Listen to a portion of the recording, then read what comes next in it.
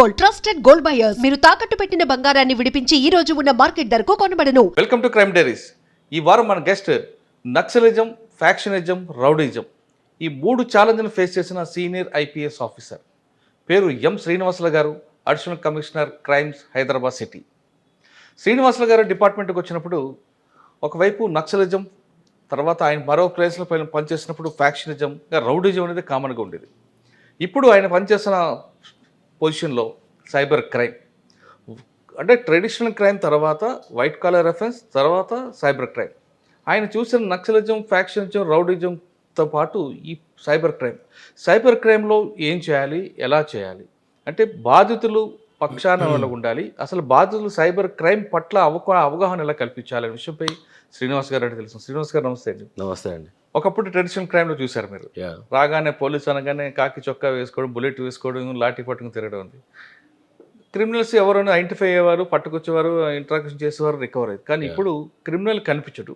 కనీసం వాడు కత్తి కూడా వాడాడు, కర్ర కూడా వాడు, కేవలం ఫోన్ కాల్, ఇంటర్నెట్తోనే కోట్లాది రూపాయలు దోచేస్తున్నాడు.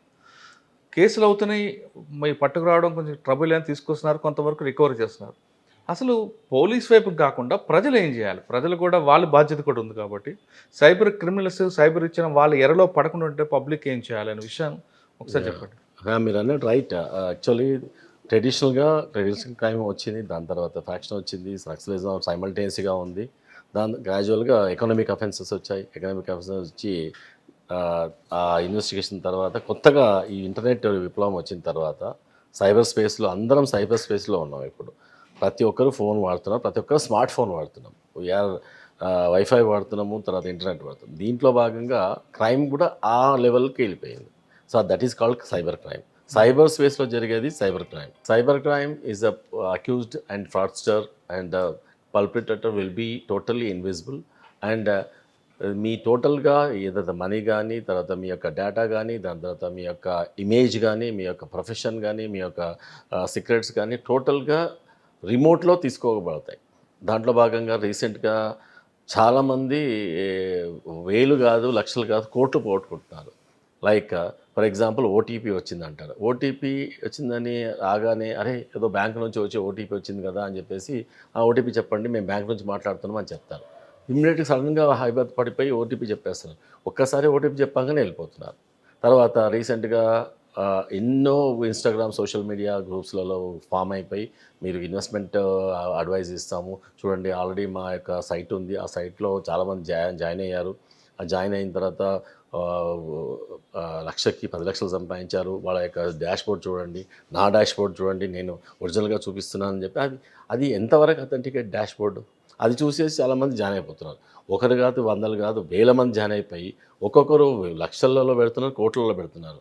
అది ఏమవుతుందంటే ఆశ, అత్యాశ అండ్ మీ యొక్క అజ్ఞానం. అదిగా కాదు, దాంట్లో చదువుకున్న వాళ్ళే ఎక్కువగా పెడుతున్నారు. అందరు చదువుకున్న వాళ్ళే ఇన్వెస్ట్మెంట్ అని పెడుతున్నారు. లక్షకి 20,000 ఎక్స్ట్రా వచ్చేసింది అంటారు. వితిన్ 2 to 3 డేస్లో 20,000 ఎక్స్ట్రా వచ్చిందని చూపిస్తారు. అది చూపిస్తారు కూడా. సో వీళ్ళు హ్యాపీగా దాని ఇదైపోయి వచ్చింది కదా అని చెప్పేసి ఇంకా పెట్టడం జరుగుతుంది. సో ఒక టైంలో ఒక సైజబుల్ అమౌంట్ అయితే ₹1,00,00,000 2 కోట్లు పెట్టిన తర్వాత ఆ సైట్ పనిచేయదు. అది విత్డ్రా చేసుకోవడానికి డబ్బులు కనబడుతుంటాయి. ఒక అతను రీసెంట్గా 2 crores పెట్టాడు. నిజానికి అయితే అతనికి మొత్తం దాని సైట్లో చూపిస్తుంది 14 కోట్లు చూపిస్తున్నారు. 14 కోట్లు విత్డ్రా చేసుకుందామని ఒక ₹1,00,00,000 విత్డ్రా చేసుకుందామంటే ఆ లాక్ అయిపోతుంది. ఎందుకని వాళ్ళకి ఫోన్ చేశారు, లేదండి ఇదంతా మీరు సంపాదించారు, ఇన్కమ్ ట్యాక్స్లు కట్టాలి, ఫీజులు కట్టాలి, ఇది కట్టాలి అని చెప్పేసి మళ్ళీ ఒక 30 లక్షలు కట్టించుకున్నారు. మళ్ళీ 14 కోట్లు వస్తాయి కదా, పోనీ 30 లక్షలు కడదామని 30 లక్షలు కట్టారు. దాని తర్వాత మళ్ళీ ఇంకా దాని మీద ఇస్తానో ఇదన్నా పెడతారు. అప్పుడు అర్థమైంది ఇదంతా ఫ్రాడ్ అని. అప్పుడు కంప్లైంట్ ఇచ్చారు. కానీ అప్పుడు జరగాల్సిన నష్టం జరిగింది. అదేంటంటే ఒకసారి సైబర్ క్రైమ్లో ఒక్కసారి డబ్బులు పోతే అది ఇమ్మీడియట్గా కొన్ని వందల మందికి వాళ్ళ యొక్క ఎవరైతే వాళ్ళకి మ్యూల్స్ ఉంటారో, మ్యూల్స్ అంటే వాళ్ళు సపరేట్గా వాళ్ళ అకౌంట్స్ పెట్టుకుని ఉంటారు, వాళ్ళ చేతుల్లో, వాళ్ళ గ్రిప్లో ఆ అకౌంట్స్కి ట్రాన్స్ఫర్ అయిపోతాయి. మీరు ఇప్పుడు తెలుసు కదా, ఒక క్లిక్లో అమౌంట్ ఎంతనే ట్రాన్స్ఫర్ అయిపోతుంది. వాళ్ళు సైబర్ ఫ్రాడ్స్టర్స్ ఒక్కసారి నెంబర్ తీసుకున్న తర్వాత మొత్తం అమౌంట్ డిఫరెంట్ లేయర్స్లో ట్రాన్స్ఫర్ అవుతాయి. లేయర్ అంటే ఒకరికి ఫస్ట్ ఏ నుంచి బీకి వెళ్ళాయి, బి నుంచి ఇమ్మీడియట్గా సికి వెళ్ళిపోతాయి, సి నుంచి డీకి వెళ్ళిపోతాయి, డి దగ్గరనో ఈ దగ్గరనో అక్కడ విడ్రా అయిపోతుంది. అంటే ఎక్యూజర్ దొరికినా అమౌంట్ దొరకదు. ఎక్కడ దొరికినా ఈ ఫస్ట్ ఏ వాడు దొరుకుతాడు. ఏ వాడు ఏంటి మ్యూల్ అంటే ఎవరో తెలియని వాళ్ళు, ఇంట్లో పనిచేసే వాళ్ళు వాళ్ళ యొక్క అకౌంట్స్ తీసుకొని, బ్యాంక్ అకౌంట్స్ తీసుకొని, వాళ్ళ బ్యాంక్ అకౌంట్ డీటెయిల్స్ అన్ని వీళ్ళ చేతిలో ఉంటాయి. ఫ్రాడ్ చేసిన అమౌంట్ ఈ బ్యాంక్ అకౌంట్స్లో ట్రాన్స్ఫర్ అయిపోతాయి. ఈ బ్యాంక్ అకౌంట్లో ట్రాన్స్ఫర్ అయ్యి ఫిజికల్గా వేరే అకౌంట్కి పంపిస్తారు. వేరే అకౌంట్ నుంచి వేరేకి పంపించి అక్కడ విడ్రా అవుతాయి. ఎక్కడైనా పట్టుబడితే ఈ మ్యూల్ దొరుకుతాడు మనకి. అవును. అంటే వాడికి దొరకడు, కింగ్ పింగ్ దొరకడు. వాడేంటంటే ఎక్కడ వాడో అక్రాస్ ఇండియా, అక్రాస్ గ్లోబ్ ఎక్కడ ఉండొచ్చు. అకౌంట్ ఇస్ సైబర్ స్పేస్, ఒక బౌండరీస్ లేవు దీనికి. సో అప్పుడేమవుతుందంటే అక్కడ దొరికితే ఎట్ ద మోస్ట్ కష్టపడి మా కేసు అయితే మేము అంత పట్టుకొని అంత అది కష్టం కూడా. ఏ హర్యానాలో ఏ ఢిల్లీలోనో దొరికితే ఆ మ్యూల్ అకౌంట్ దొరుకుతాడు. మ్యూల్ అకౌంట్ దొరికితే నాకేం తెలియదు సార్, నేను జస్ట్ అకౌంట్ నెంబర్ ఈ అకౌంట్ ఇవ్వమంటే ఇచ్చాను, ఒక 10,000 ఇచ్చారు నాకు. అందుకని పబ్లిక్ చెప్తున్నది ఏంటంటే మీ అకౌంట్, మీ డేటా, మీ యొక్క cell phone it's totally your responsibility. మీరు ఎంత జాగ్రత్తగా వాడుకుంటారో, ఎంత జాగ్రత్తగా పెట్టుకుంటారో అది రెస్పాన్సిబిలిటీ. అలాగే తర్వాత యూత్లో కూడా ఇన్స్టాగ్రామ్లో, ఫేస్బుక్లో ఇట్లాంటి చాలా యాప్స్ ఉన్నాయి, కొన్ని 100 యాప్స్ ఉన్నాయి. ఆ 100 యాప్స్ లోపల మీరు జాయిన్ అవుతున్నారు. జాయిన్ అయిపోయి ఎవరికో తెలియని వాళ్ళతోనో సెల్ నెంబర్తో కాంటాక్ట్ అయిపోతుంది కదా. ఎవరో ఫోన్ చేస్తారు, ఎవరో కాంటాక్ట్ అవుతారు, ఎవరో మాట్లాడి కొద్దిగా మంచిగా మాట్లాడేసరికి మీరు వాళ్ళ పడిపోయి వాళ్ళతో మీ యొక్క పర్సనల్ డేటా అంతా చేంజ్ చేసుకోవడము, ఎక్స్చేంజ్ చేసుకోవడం, ఫొటోస్ కానీ వీడియోస్ కానీ ఇంకేదైనా పంపించుకోవడము చేస్తున్నారు. ఫర్ ఎగ్జాంపుల్ ఒక 10 ఏళ్ళ కిందనే జరిగింది, 15 ఏళ్ళ కింద I was in cyber crime at that time. ఆ టైంలో ఒక వికలాంగుడు ఓన్లీ ఇంటర్నెట్లో కూర్చొని 260 మందిని ట్రాప్ చేస్తాడు అమ్మాయిలని. ఆ అమ్మాయిలు ఎంత వయసు 16 to 60 ఇయర్స్ ఆ లేడీ కూడా ట్రాప్ అయింది. ఏంది రోజు అక్కడ కాంటాక్ట్లోకి రావడము, వాళ్ళు ఆ నెంబర్ తీసుకోవడం, వాళ్ళకి మెసేజ్ పంపించడం. అసలు ఆ మెసేజ్లు ఏముంటాయంటే దాంట్లో ఉన్న మొత్తం మెసేజ్ చూస్తే చాలా స్వీట్గా మాట్లాడడం. బంగారం ఎలా ఉన్నావు, ఫోన్ చేసావా, తిన్నావా, బుజ్జి, నాన్న, కన్నా, ఇవే. వీడి వయసు ఆల్మోస్ట్ 20, 28, 30 ఉండొచ్చు, కానీ 60 ఇయర్స్ ఆమెకి అదే మాట, 16 అమ్మాయికి కూడా అదే మాట. బంగారమే ఫస్ట్ పోస్తూనే బంగారం, ఎలా ఉన్నావు బుజ్జి, నాన్న, కన్నా, తప్పు ఇదే. దాని తర్వాత చాలా మందితో సడన్గా వాళ్ళతో టెక్నిక్స్ ఇవి కానీ సడన్గా మంచిగా ర్యాప్ ఏర్పడిన తర్వాత సిమ్మేట్గా 2 రోజులు బ్లాక్, మాట్లాడు 2 రోజులు కంప్లీట్గా నో మెసేజ్, నథింగ్. వాళ్ళు అరే ఏమైపోయింది ఇతనికి అని చెప్పి వాళ్ళు హైరాణ పడి ఎందుకంటే లాస్ట్కు ఒక స్ట్రెచర్ మీద ఉండి ఒక హాస్పిటల్లో సిక్ అయిపోయినట్టు ఉండి, నేను హైలీ సిక్ అయిపోయాను, ఆల్మోస్ట్ నేను చావు బతుకులో ఉన్నట్టున్నాను, నాకు ఇదైందని ఒక్కొక్కరికి ఒకరికి యాక్సిడెంట్ అయిందని, ఒకరేమో పెద్ద రోగం వచ్చిందని చెప్పేసి డబ్బులు తెప్పించుకోవడం. కొంతమంది బంగారాన్ని అమ్మి తప్పించారు, కొంతమంది డైరెక్ట్ బంగారమే పంపించారు. లాస్ట్కు చండీగఢ్ నుంచి అక్కడ నుంచి ఇక్కడ నుంచి అందరు వచ్చి కంప్లైంట్లు వస్తే లాస్ట్ పిన్ పట్టుకుంటే వాడు is just sitting right from 6 o'clock to 12 o'clock in the night. Is investment is only internet. అని అరెస్ట్ చేశాం. ఇంటర్నెట్ ద్వారా, ఒక చిన్న సెల్ ఫోన్ ద్వారా, ఒక చిన్న కంప్యూటర్ ద్వారా, ఆ ఒక నెట్ కనెక్షన్ ద్వారా ఎంతమంది ట్రాప్ అయిపోతారు. ఇది కాకుండా ఇప్పుడు ఇటీవల కాలం డిజిటల్ అరెస్ట్, అసలు డిజిటల్ అరెస్ట్ ఉందా లేదంటే? డిజిటల్ అరెస్ట్ అసలు చట్టంలో లేదు. డిజిటల్ అరెస్ట్ అని చట్టంలో లేదు. అది కొత్తగా ఈ సైబర్ క్రిమినల్స్, సైబర్ ఫ్రాస్టర్స్ సృష్టించింది. ఎవరైనా కంప్లైంట్ పెట్టి మీద కేసు అవుతే మీ దగ్గర లాయర్స్ ఉన్నారు. ఒక లాయర్ని ఎంగేజ్ చేసి ఎందుకు అయింది, కేసు అయింది, you or every right. Accused కూడా చాలా రైట్స్ ఉంటాయి. మీరు డైరెక్ట్గా పోలీస్ స్టేషన్కి రావడమో ఇంకెక్కడికి రావడమో. ఒకవేళ రియల్ పోలీస్ వాళ్ళు లేకపోతే ఈడీ కానీ ఇది కానీ అవుతే వాళ్ళందరూ ఏం చేస్తారు, డైరెక్ట్గా వస్తారు, వచ్చేసి మీకు ఇది అయింది, ఇది ఒక వారెంట్ ఉంది, లేకపోతే ఈ కేసులో మీరు ఇన్వాల్వ్ అయ్యారు అని చెప్పి మీకు క్లియర్గా నోటీస్ వస్తుంది. వాళ్ళ ఎఫ్ఐఆర్ ఏంటంటే యాక్చువల్గా ఫస్ట్ ఆఫ్ ఆల్ అక్యూజ్డ్కి కాపీ వస్తుంది. దాంట్లో నీ మీద సెక్షన్స్ ఏంటి, ఎందుకు ఎవరు పెట్టారు, ఎందుకు అయిందని క్లియర్గా తెలుస్తుంది. అప్పుడు మీరు యాక్ట్ చేయాలి. ఎవరో వీడియోలో చూపించేసి సింపుల్గా వీడియోలో మా పోలీస్ ఎన్ఫోర్స్మెంట్ ఏజెన్సీ యొక్క డ్రెస్సులు వేసుకొని అవి వేసుకొని వచ్చేసి ఎవరంట digital arrest. Where is the digital arrest? There is no digital arrest at all. So అట్లా బెదిరిచ్చేస్తే మా డిజిటల్ అరెస్ట్ ఇచ్చిన వాళ్ళు మళ్ళీ ఇమీడియట్గా కొంత టైంకి మీరు డబ్బులు కట్టండి, డబ్బులు పే చేసేయండి, మేము మేనేజ్ చేస్తామని చెప్పడం. డబ్బులు పెట్టి మేనేజ్ చేస్తున్నామని అన్నాడంటే వాడు ఫ్రాస్టర్ అని లెక్క. So there is no digital arrest. మీరు డిజిటల్ అరెస్ట్కి కానీ దేనికి కానీ భయపడాల్సిన అవసరం లేదు. మీ మీద అట్లీస్ట్ ఏదైనా కేసు ఉంటే మీకు బాజాప్తా ఎఫ్ఐఆర్ కాపీ వస్తుంది. ఎందుకు ఎవరిని పెట్టారు, ఎందుకు అయింది, ఏమి అభియోగాలు మోపారో, ఎవరు పెట్టి అన్నీ తెలిసిపోతుంది. You can approach a lawyer. Approach దానికి ఒక బాజాప్తా స్టేషన్కి రావచ్చు, కోర్టుకు రావచ్చు, దేనికైనా పోవచ్చు. మీరు అట్లాంటి వాటికి తర్వాత ఆ కంపెనీ నుంచి ఈ కంపెనీ నుంచి ఉద్యోగాలు ఉన్నాయని, తర్వాత ఇన్వెస్ట్మెంట్ చేస్తే లాభాలు వస్తాయని అత్యాశకు పోయి పెట్టొద్దు. తర్వాత డిజిటల్ అరెస్ట్ లేదు, ఎవ్వరు భయపడాల్సిన అవసరం లేదు. రియల్ పోలీస్ ఎవరు డబ్బులు అడగరు. సార్ డిపార్ట్మెంట్లోకి వచ్చేటప్పటికి ఈ టైప్ క్రైమ్ లేదు మీకు. ఎస్. ఇప్పుడు అడిషనల్ సిపి క్రైమ్స్ వచ్చేసరికి, ఐజీ క్యాటర్ వచ్చేసరికి సైబర్ క్రైమ్ కనిపిస్తుంది. యా. అసలు ఫస్ట్లో మీరు డిపార్ట్మెంట్కి వచ్చేటప్పుడు ఏ టైప్ ఆఫ్ క్రైమ్ ఉండేది? అసలు మీరు పోలీస్ యూనిఫామ్ అన్నది ప్యాషన్గా వేసుకున్నారా లేదా బై ఛాన్సా? No, it's not by chance, it's by passion. యాక్చువల్గా అది background already everyone knows about my background. I'm from Hyderabad, born and brought up in Hyderabad, old సిటీలో. తర్వాత మేము మళ్ళీ మా ఫాదర్ మహబూబ్నగర్కి వెళ్ళిపోవడం జరిగింది. అక్కడ కొంతకాలము నేను ఎస్ఎస్సి తర్వాత, ఎస్ఎస్సిలో మొత్తం 8th, 9th, 10thలో పెద్దగా మంచి దోస్తానా లేదు. అక్కడ I did not fair well in the 8th, 9th, 10th. Totally I was bunking the classes and all. So I passed only in 3rd class in SSC. But whereas ఇంటర్మీడియట్లో ఒక revolution వచ్చేసి something medicine చేయాలనుకున్నాము. Medicine prepare అయ్యాను. Medicine prepare అయితే ఆ 2 years medicine prepare అవుదాను. ఇంటర్మీడియట్లో BiPC తీసుకున్నాను. ఆ BiPC తీసుకున్న తర్వాత మెడిసిన్ ప్రిపేర్ అయితే 2 years మెడిసిన్ రాలేదు నాకు. మెడిసిన్ రాకుండా వేరేవి వచ్చాయి. ఏదో అగ్రికల్చర్ ఏజీబీఎస్ కానీ, తర్వాత హోమియోపతి అది వచ్చింది. హోమియోపతి వస్తే అందరూ హోమియోపతి అంటే తెలుగు డాక్టర్ అని అనడము, ఎక్కడియడము, గెలిచేయడం జరిగింది. So then I discarded it.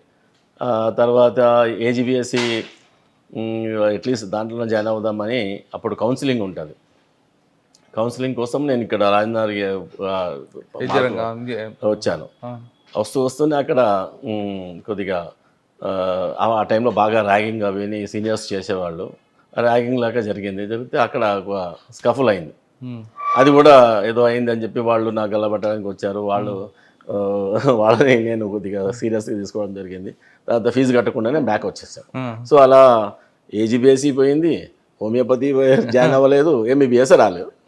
అప్పటికే 2 years నాది అయిపోయింది. మా బ్యాచ్మేట్స్ అందరూ ఫస్ట్ ఇయర్లో జాయిన్ అవ్వడం అందరూ ఫైనల్ ఇయర్కి వచ్చేసారు. ఫైనల్ ఇయర్ వస్తుంది వాళ్ళది. అప్పటికి నాది ఓన్లీ ఇంటర్మీడియట్ లెక్క అయిపోయింది. నాకు ఇది వచ్చేసి ఆ మహబూబ్నగర్ నుంచి అక్కడ బెంగళూరు వెళ్ళిపోవడం జరిగింది. అప్పుడు మధ్యలో ఒక ఆపర్చునిటీ దొరికి అక్కడ మైనింగ్ ఒక పెద్ద కంపెనీ ఓనర్ దగ్గర జాయినింగ్ కావడం జరిగింది.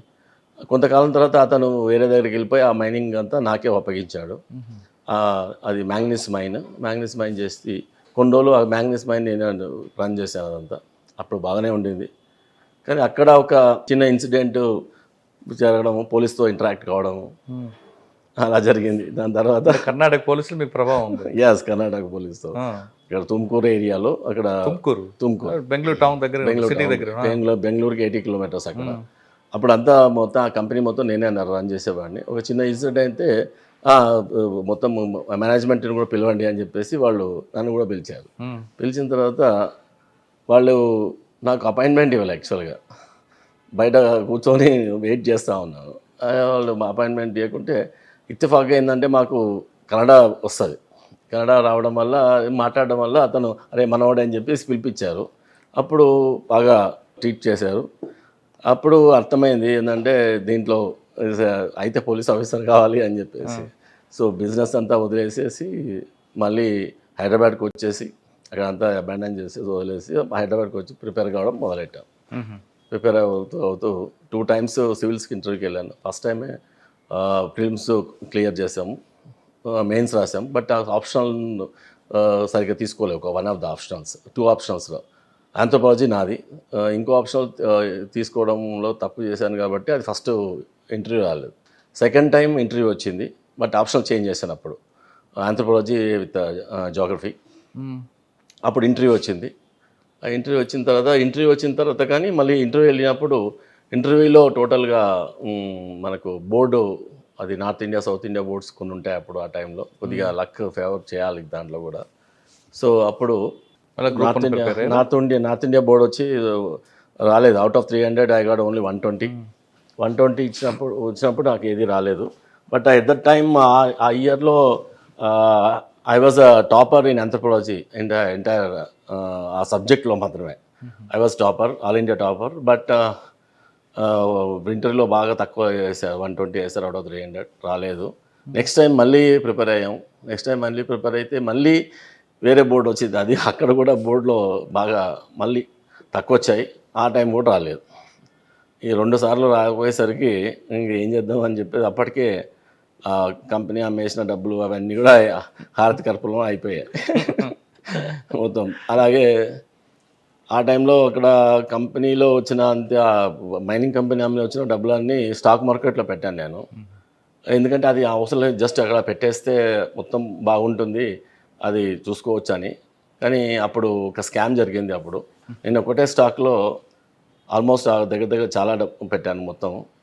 ఆ స్టాక్ పెరిగేసి మొత్తం స్కామ్ జరిగేసి 0 అయిపోయింది ఆల్మోస్ట్. లాస్ట్కు 55 పెడితే పైన 50 పోయినాయి, మొత్తం 5 మిగిలినాయి.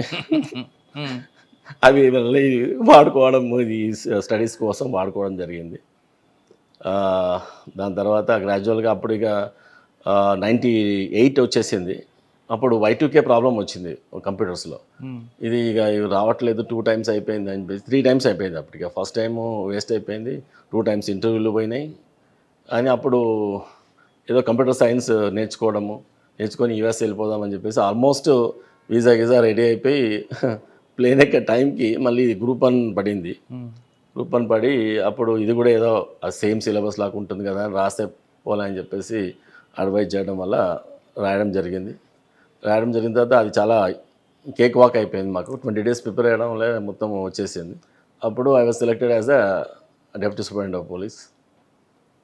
Ultimately what I thought IPS officer డైరెక్ట్గా అవుతున్నాను, డెప్యూటీ సూపరింటెండెంట్ ఆఫ్ పోలీస్గా జాయిన్ కావడము. తర్వాత అది కూడా చాలామంది అడ్వైజ్ చేస్తారు. నెక్స్ట్ ఇంకా 2 టైమ్స్ ఉండినాయి నాకు అటెంప్ట్స్.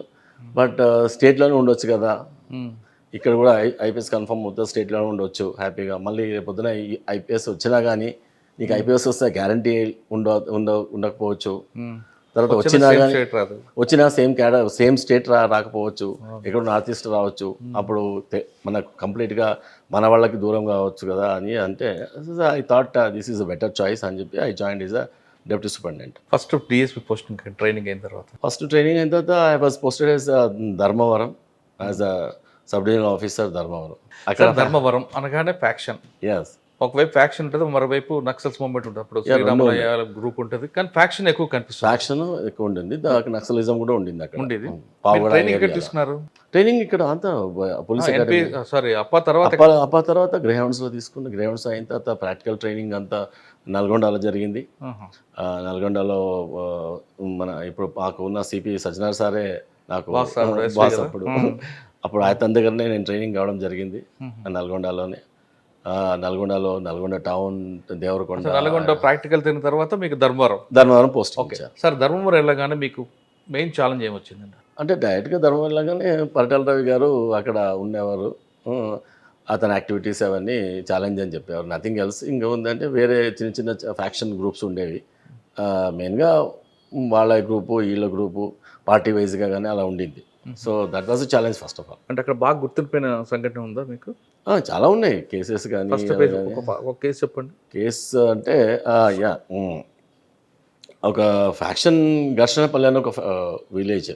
అక్కడ అంటే I don't name the parties, but 2 పార్టీలకి ఘర్షణ ఉంది. యాక్చువల్గా పేరే ఘర్షణపల్లి, బత్తలపల్లి సర్కిల్లో వస్తుంది అది. అక్కడ ఒక పార్టీని ఆల్రెడీ వాళ్ళ ఫ్యామిలీని హ్యాక్ చేస్తారు, చనిపోయారు. తర్వాత వాడు జైలుకి వచ్చి వాళ్ళు బయటకు వచ్చిన తర్వాత ఎవరైతే అక్యూజ్డ్ పార్టీ వాళ్ళు ఉంటారో వాడు కంప్లీట్గా మొత్తం బాంబ్స్ వేసేసి ఆ రోడ్డు మొత్తం నరుక్కుంటూ వెళ్ళాడు. వాళ్ళ ఇంటి ముందర హ్యాక్ చేశాడు, ఒకరిని, తర్వాత ఒక చిన్న పిల్లాడు అడ్డం వస్తే ఆ బాంబు వేస్తే ఆ చిన్న పిల్లాడు మొత్తం చనిపోయాడు. సో అదంతా ఒక యుద్ధంలాగా ఉండింది. అసలు యుద్ధం అయితే తర్వాత ఎలా ఉంటుందో అలా కనబడింది అసలు. ఆ టైంలో వాళ్ళందరినీ ఆ ఊరంతా కార్డన్ చేసేసి దాని తర్వాత వాళ్ళందరినీ పారిపోతే ఈవెన్ బెంగళూరు అటు ఇటు పారిపోతే కూడా పట్టుకోవడం జరిగింది. అట్లాంటి కేసులు చాలా ఫ్రీక్వెంట్గా జరిగేవి. అవన్నీ కంట్రోల్ చేసుకుంటూ వచ్చాను. సార్ అప్పుడు ఫస్ట్ ఎస్పీ ఎవరండి మీకు? First SP Anil Kumar sir, Anantapuram. సాధారణంగా ఫ్యాక్షనిస్ట్కి పొద్దున్న లెగ్గానే పోలీస్ కౌన్సిలింగ్ అవసరం అంటారు. మీరు కౌన్సిలింగ్ చేసేవారు అప్పుడు ఏమన్నా? అంటే ఇప్పుడు మేము చేసే కౌన్సిలింగ్ చేసాము. అది ఇప్పుడు డైరెక్ట్గా మీకు అర్థమైపోయి ఉంటుంది. కౌన్సిలింగ్ డెఫినెట్గా వీక్లీ డైలీ ఏదైనా కేసు అయితే అందరికీ కౌన్సిలింగ్ జరిగేది. అది చిన్న పెద్ద అనేది కాకుండా కౌన్సిలింగ్ జరిగేది. అది అప్పుడు వయసులో చిన్నాము, కానీ పెద్దవాళ్ళని కౌన్సిలింగ్ చేయాల్సి వచ్చింది. చేసాం కూడా. యాజ్ ఏ పోలీస్ ఆఫీసర్ పెద్ద చిన్న ఉండదు కదా, క్రైమ్ అంతే. సార్ ఫ్యాక్షన్ కాకుండా ధర్మవరంలో ఇంకా వేరే క్రైమ్ ఉంటుందండి? వేరే క్రైమ్ అనేది తక్కువ. జనరల్గా ఎక్స్టార్షన్స్ అవి ఉండేవి. ఎందుకంటే అక్కడ అంతా ఈ ఫ్యాక్షనిస్టులు కింద స్పెంటర్ గ్రూప్స్ అందరూ వేరే వాళ్ళని, ఈ బిజినెస్ మ్యాన్ని, తర్వాత ఇక్కడ కాంట్రాక్టర్స్ని ఎక్స్టార్షన్ చేసేవాళ్ళు. వాళ్ళు అట్లా ఉండేది అక్కడ. జియోగ్రఫికల్ సిచ్యువేషన్స్ అట్లే ఉండినాయి కాబట్టి. ఎంతకాలం చూసారండి ఇక్కడ 1.5 year, ఆల్మోస్ట్ 1.5 year చేశాను. Next then I was posted at Khammam town డిఎస్పీగా చేశాను. అక్కడ రౌడీజం కనిపిస్తుంది. అక్కడ రౌడీలు కాదు, రౌడీలు కొంతమంది ఉంటారు. రౌడీలు అయితే ఎక్కడైనా ఉంటారు, ప్రతి జిల్లాలో ప్రతి దాంట్లో ఉంటారు, ప్రతి పోలీస్ స్టేషన్ ఏరియాలో ఉంటారు. అక్కడ ఏంటంటే ఇట్స్ సెమీ ఆంధ్ర తెలంగాణ టైప్లో ఉంటారు కాబట్టి చాలా టాక్టికల్గా చేయాల్సి వచ్చింది. అప్పుడు కమ్యూనిస్ట్ గ్రూపుల మధ్య కూడా విభేదం ఎక్కువ కదా? కమ్యూనిస్ట్ గ్రూపులే ఎక్కువ ఉన్నాయి అక్కడ. విభేదాలు ఉన్నాయి. తర్వాత రోజు ధర్నాలు, రోజు పార్టిసిపేషన్స్, స్టూడెంట్స్ ధర్నాలు, రోజు హైదరాబాద్ రూట్ బ్లాక్ చేయడాలు, అవన్నీ అదొక అంతా law and order situation type ఉండింది. రోజు వాళ్ళతో నెగోషియేషన్ చేయడము, తర్వాత ఇలా మెడికల్ కాలేజ్లో గొడవలు, అక్కడ ర్యాగింగ్, అట్లాంటివన్నీ కంట్రోల్ చేసుకుంటూ వెళ్ళడం వచ్చింది. అక్కడ ఒక type of scenario. Okay. Khammam తర్వాత అండి? ఖమ్మం తర్వాత I was posted in Devarakonda totally naxal total movement చాలా ఉండింది అప్పుడు. Almost I worked as sub division officer Devarakonda for 3.5 to 4 years. 2005 నుంచి 2008 వరకు మధ్యలో వరకు చేశాను నేను. అక్కడ నక్సల్స్ మూమెంట్ ఎక్కువ ఉంటుంది, చాలా ఎక్కువ ఉండింది అప్పుడు. అక్కడ ఎన్కౌంటర్లు కూడా జరిగినాయి. I was there in one of the operations. I was assault commander. And లక్కీగా ఏమైందంటే అక్కడ అప్పుడు ఒక ఇన్ఫర్మేషన్ వచ్చింది, అక్కడ ఉన్నారు అని చెప్పేసి. మేము కోమింగ్ ఆపరేషన్ చేస్తున్నాము. నాతో పాటు మనోహర్ అనే ఇన్స్పెక్టర్ ఉండేవాడు. ఓకే. దెన్ మేమంతా ఒక టీమ్స్, అంటే కట్ ఆఫ్ టీమ్స్ పంపిస్తాం అటు ఇటు. Main team main team is going ahead. అక్కడంతా 12 ఎకరాలు 14 ఎకరాల మామిడి తోట, దానికి అంతా కంచె వేశారు. ఇది ముళ్ళ కంచె వేశారు. దాని తర్వాత రాళ్ళది కూడా ఒక కంపౌండ్ వాళ్ళకి కట్టారు. అది దూకి దాంట్లోకి వెళ్ళాలి. మేము దగ్గరకు రాగానే మేము దూకడం మొదలెట్టాము. అందరూ ఇంకా వేరే కానిస్టేబుల్స్ అందరు దూకారు. తర్వాత నేను ఆల్మోస్ట్ దూకాను. దూకితే లాస్ట్ నా షూస్ యొక్క టిప్ తాకి జస్ట్ బొక్క బోర్లో పడాల్సి వచ్చింది. అక్కడ మొత్తం పడిపోయినాయి. పడిపోతే మొత్తం అక్కడ అన్ని ముళ్ళు ఉన్నాయి. ఆ ముళ్ళలో ఇలా పడ్డాం అనుకో, టోటల్గా అన్ని ముళ్ళు, అన్ని బాడీకి అంతా ముళ్ళు గుచ్చుకున్నాయి. అంటే అవి కూడా సర్కార్ ముళ్ళు అంటారు కదా, అవి ఆల్మోస్ట్ టిప్లో విషం ఉంటుంది ఎర్రగా, అవన్నీ గుచ్చుకునేసరికి చాలా ఇట్లా ఆల్మోస్ట్ ఇట్లా పడ్డాం. అయితే అప్పుడు ఇక మా అందరూ సరే సార్ కింద పడ్డాడు అని చెప్పేసి మేమంతా అక్కడ లయింగ్ అయిపోయి మొత్తం ముళ్ళన్నీ తీస్తున్నారు. ముళ్ళు తీస్తున్నది అప్పటి నుంచి పైనుంచి వాళ్ళు నక్సల్స్ ఫైర్ చేశారు. మా మీదకి రౌండ్స్ పోతున్నాయి, జిప్ అని. అసలు ఎట్లా అంటే ఆ టైంలో ఏందో మరి దేవుడు బొక్క బోర్లో పడేసిందే నయమైంది. లేకపోతే మేము నిజంగా ఇలా వెళ్ళిపోయేవాళ్ళం. వెళ్ళిపోయింటే డెఫినెట్గా రౌండ్స్ ఎక్కడ దాకేవో మేమందరం మా టీం అంతా మన అయిపోయేది. సో అప్పుడే ఇమ్మీడియట్గా సెట్లో చెప్పేసి మొత్తం కట్ ఆఫ్ పార్టీకి చెప్పడం జరిగింది, ఇట్లా రౌండ్స్ ఫైర్ చేస్తున్నారని. రౌండ్స్ ఫైర్ చేస్తే కట్ ఆఫ్ పార్టీకి చెప్తే కట్ ఆఫ్ పార్టీ పోయింది. కట్ ఆఫ్ పార్టీ పోయి మొత్తం ఇది చేసాం. మేము కూడా అప్పుడే వెళ్ళాము. ఆల్మోస్ట్ ఇక లైవ్ ఎక్స్చేంజ్ ఆఫ్ ఫైర్ జరిగింది. దాని తర్వాత అక్కడ అప్పుడు ఒక అసాల్ట్ డెప్యూటీ కమాండర్ AK-47తో ఉన్న అతను, తర్వాత ఒక కార్బైన్, ఒక 4 members వాళ్ళు, మిగతా అందరు పారిపోవడం జరిగింది. అవి వెపన్స్ అన్ని రికవర్ అయినాయి. దాని తర్వాత that's a major incident. Devarakonda తర్వాత నెక్స్ట్ ఎక్కడికి వచ్చారు? యా దేవరకొండ తర్వాత then I came to Nandigam. Devarakonda Devarakadra అంటారు. నన్ను దేవరకొండ, Okay. నల్గొండ డిస్టిక్లో దేవరకొండ. అక్కడ నుంచి దేవరకద్ర అనే పోలీస్ స్టేషన్ ఉంది కానీ సబ్ డివిజన్ లేదు. Devarakonda is sub division. అక్కడ ఒక దళం పోయింది కదండి. అవును, దళం చాలా ఉంటుంది అక్కడ. నల్లమల దళాలు, నల్లమల ఫారెస్ట్ పక్కనే అది. అవును, ఒక దళం తీసుకొచ్చినందుకు ఆ ఇన్స్పెక్టర్ గారు కూడా యాక్చువల్ ప్రమోషన్ ఇచ్చుకున్నారు కదా ఇప్పుడు.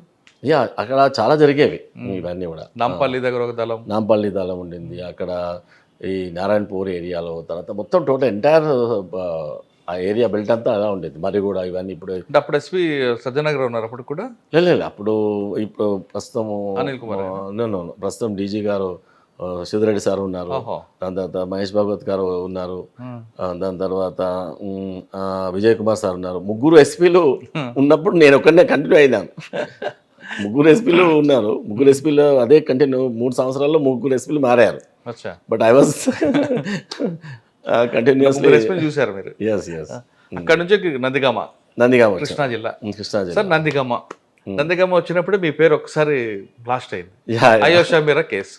అసలు అయోషా మీరా కేసు ఏం జరిగిందండి ఆ రోజు? మీకు యాక్చువల్గా అయోషా మీరా కేసు నందిగామ సబ్ డివిజన్కి సంబంధం లేదు. యాక్చువల్గా అయితే Ayesha Meera case has happened in Vijayawada commissionerate. Vijayawada commissionerate Ibrahimpatnam ఉంటుంది. ఇబ్రాహీంపట్నం నందిగామ బార్డర్. ఇబ్రాహీంపట్నం బార్డరే నందిగామ స్టార్ట్ అవుతుంది. సో నందిగామలో కొన్ని కేసులు జరిగినాయి. ఏది డాన్ బాస్కో స్కూల్ అని, దాని తర్వాత ఎస్సీ హాస్టల్ అని, దాని తర్వాత ఇంకొక రమాదేవి అనే ఒక ఆవిడ ఇంట్లో ఎవరో ఒకరు ఇట్లా ఈ హాస్టల్స్లో చేరి, హాస్టల్స్లో తర్వాత కొన్ని ఒంటరిగా ఉన్న అమ్మాయిల ఇండ్లలో చేరి ఏదో మెడిల్ చేస్తాడు. అంటే ఎవరో రావడము, కొట్టడము, తర్వాత వాళ్ళని మాలెస్ట్ చేయడానికి పోవడము, అట్లా జరిగిన కేసెస్. ఒక కేసు ఒక కంచికచర్ల దగ్గర ఒక హాస్టల్ ఉంటుంది, అదే మన నందిగామ అవుట్స్కర్ట్స్లో. ఆ హాస్టల్లో ఆల్మోస్ట్ గొంతు కోసారు. దాంట్లో ఆ కేసులో నేను పోయిన తర్వాత కేసెస్ రివ్యూ చేస్తూ ఉంటే దాంట్లో ఆ అమ్మాయి మీద గొంతు కోసి అటాక్ చేసిన కేసులో ఒక క్లాస్మేట్ని అరెస్ట్ చేయడం జరిగింది. నేను ఆ రివ్యూ చేయడంలో ఒక క్లాస్మేట్ దట్టు ఒక అమ్మాయి ఇంకో అమ్మాయి గొంతు కోసే అంత ఉంటుందా, అంత ఇమ్యూనిటీ ఎందుకు ఉంటుందని ఇంకా డీప్గా వెళ్ళడం జరిగితే దాంట్లో అప్పటికే ఛార్జ్షీట్ చేయడానికి రెడీగా పెట్టారు. లేదు ఛార్జ్షీట్ ఆపేసి డీప్గా వెళ్ళడం చేస్తే వాళ్ళని కూడా పిలిచి ఆ అమ్మాయి అప్పటికి రిమాండ్ అయ్యి బయటకు వచ్చింది. ఆ అమ్మాయి పేరు ప్రసన్న లక్ష్మి. సో వాటి సార్ నేను చేయలేదు సార్, యాక్చువల్గా ఇది ఎవరు చేసిందో నా మీద మోపారు. ఇది అసలు నేను 108 వచ్చినప్పుడు నేనే తీసుకెళ్ళాను ఆ అమ్మాయిని నా పేరు చెప్పేసింది, నా పేరు. అంటే న్యాయం జరగకపోయినా పర్లేదు, కానీ అన్యాయంగా ఒక మర్డర్ కేసులో కానీ అటెంప్ట్ మర్డర్ కేసులో కానీ చేరితే ఎంత ట్రామా ఉంటుందో, ఒక పోలీస్ ఆఫీసర్గా we have to illicit the truth. ఏదో మీడియాకి భయపడో లేకపోతే ఇంకే దానికి భయపడో చేసుకుంటూ పోతే నువ్వు అసలు పోలీసింగ్ చేయనట్టు కాదు. కరెక్ట్, మన న్యాయం చెప్తుంది కదా. మంది తప్పకుండా పర్లేదు, అసలు దొరకడు పోవద్దు, అదే చెప్తుంది. 100 మంది తప్పిపోయినా పర్లేదు, అసలు నిర్దోషికి శిక్ష పడకూడదు. సో అట్లా దీంట్లో చేయకూడదు. మనం ఇన్వెస్టిగేషన్ ఇంతకుముందు తప్పైనా కానీ మళ్ళీ ఇప్పుడు చేయాలని చెప్పేసి ఇన్వెస్టిగేషన్ నేను మళ్ళీ చేస్తానంటే కూడా నాకు అప్పుడు ఆల్రెడీ చేసిన కేసుని మళ్ళీ నీవెందుకు చేస్తావు, ఇన్స్పెక్టర్ చేసిండ్రు కదా అన్నారు. లేదు, యాజ్ అ పోలీస్ సీనియర్ ఆఫీసర్గా ఒక కింది ఆఫీసర్ ఇన్వెస్టిగేషన్ కరెక్ట్ చేయలేదు అని నువ్వు భావిస్తే you can assume the investigation. నేను చేస్తాను అవ్వట్లేదు కదా, మీరు కన్విన్స్ కాలేదు. I didn't convince as a senior officer, then I assume the investigation. అప్పటికి నీవెందుకు చేస్తావు, ఆల్రెడీ ఛార్జ్షీట్ అయిపోయింది, అరెస్ట్ అయిపోయింది. ఛార్జ్షీట్ చేయడం టైంలో నీవెందుకు అని అన్నారు. ఎవరున్నారు? నా సీనియర్. అయిపోయింది కదా, అయిపోయింది ఆ కేసుని మళ్ళీ తోడడం ఎందుకు? తోడడం కాదు, అక్కడ న్యాయం ఏంటి, అసలు కరెక్ట్ జరిగిందా లేదా ఇంపార్టెంట్.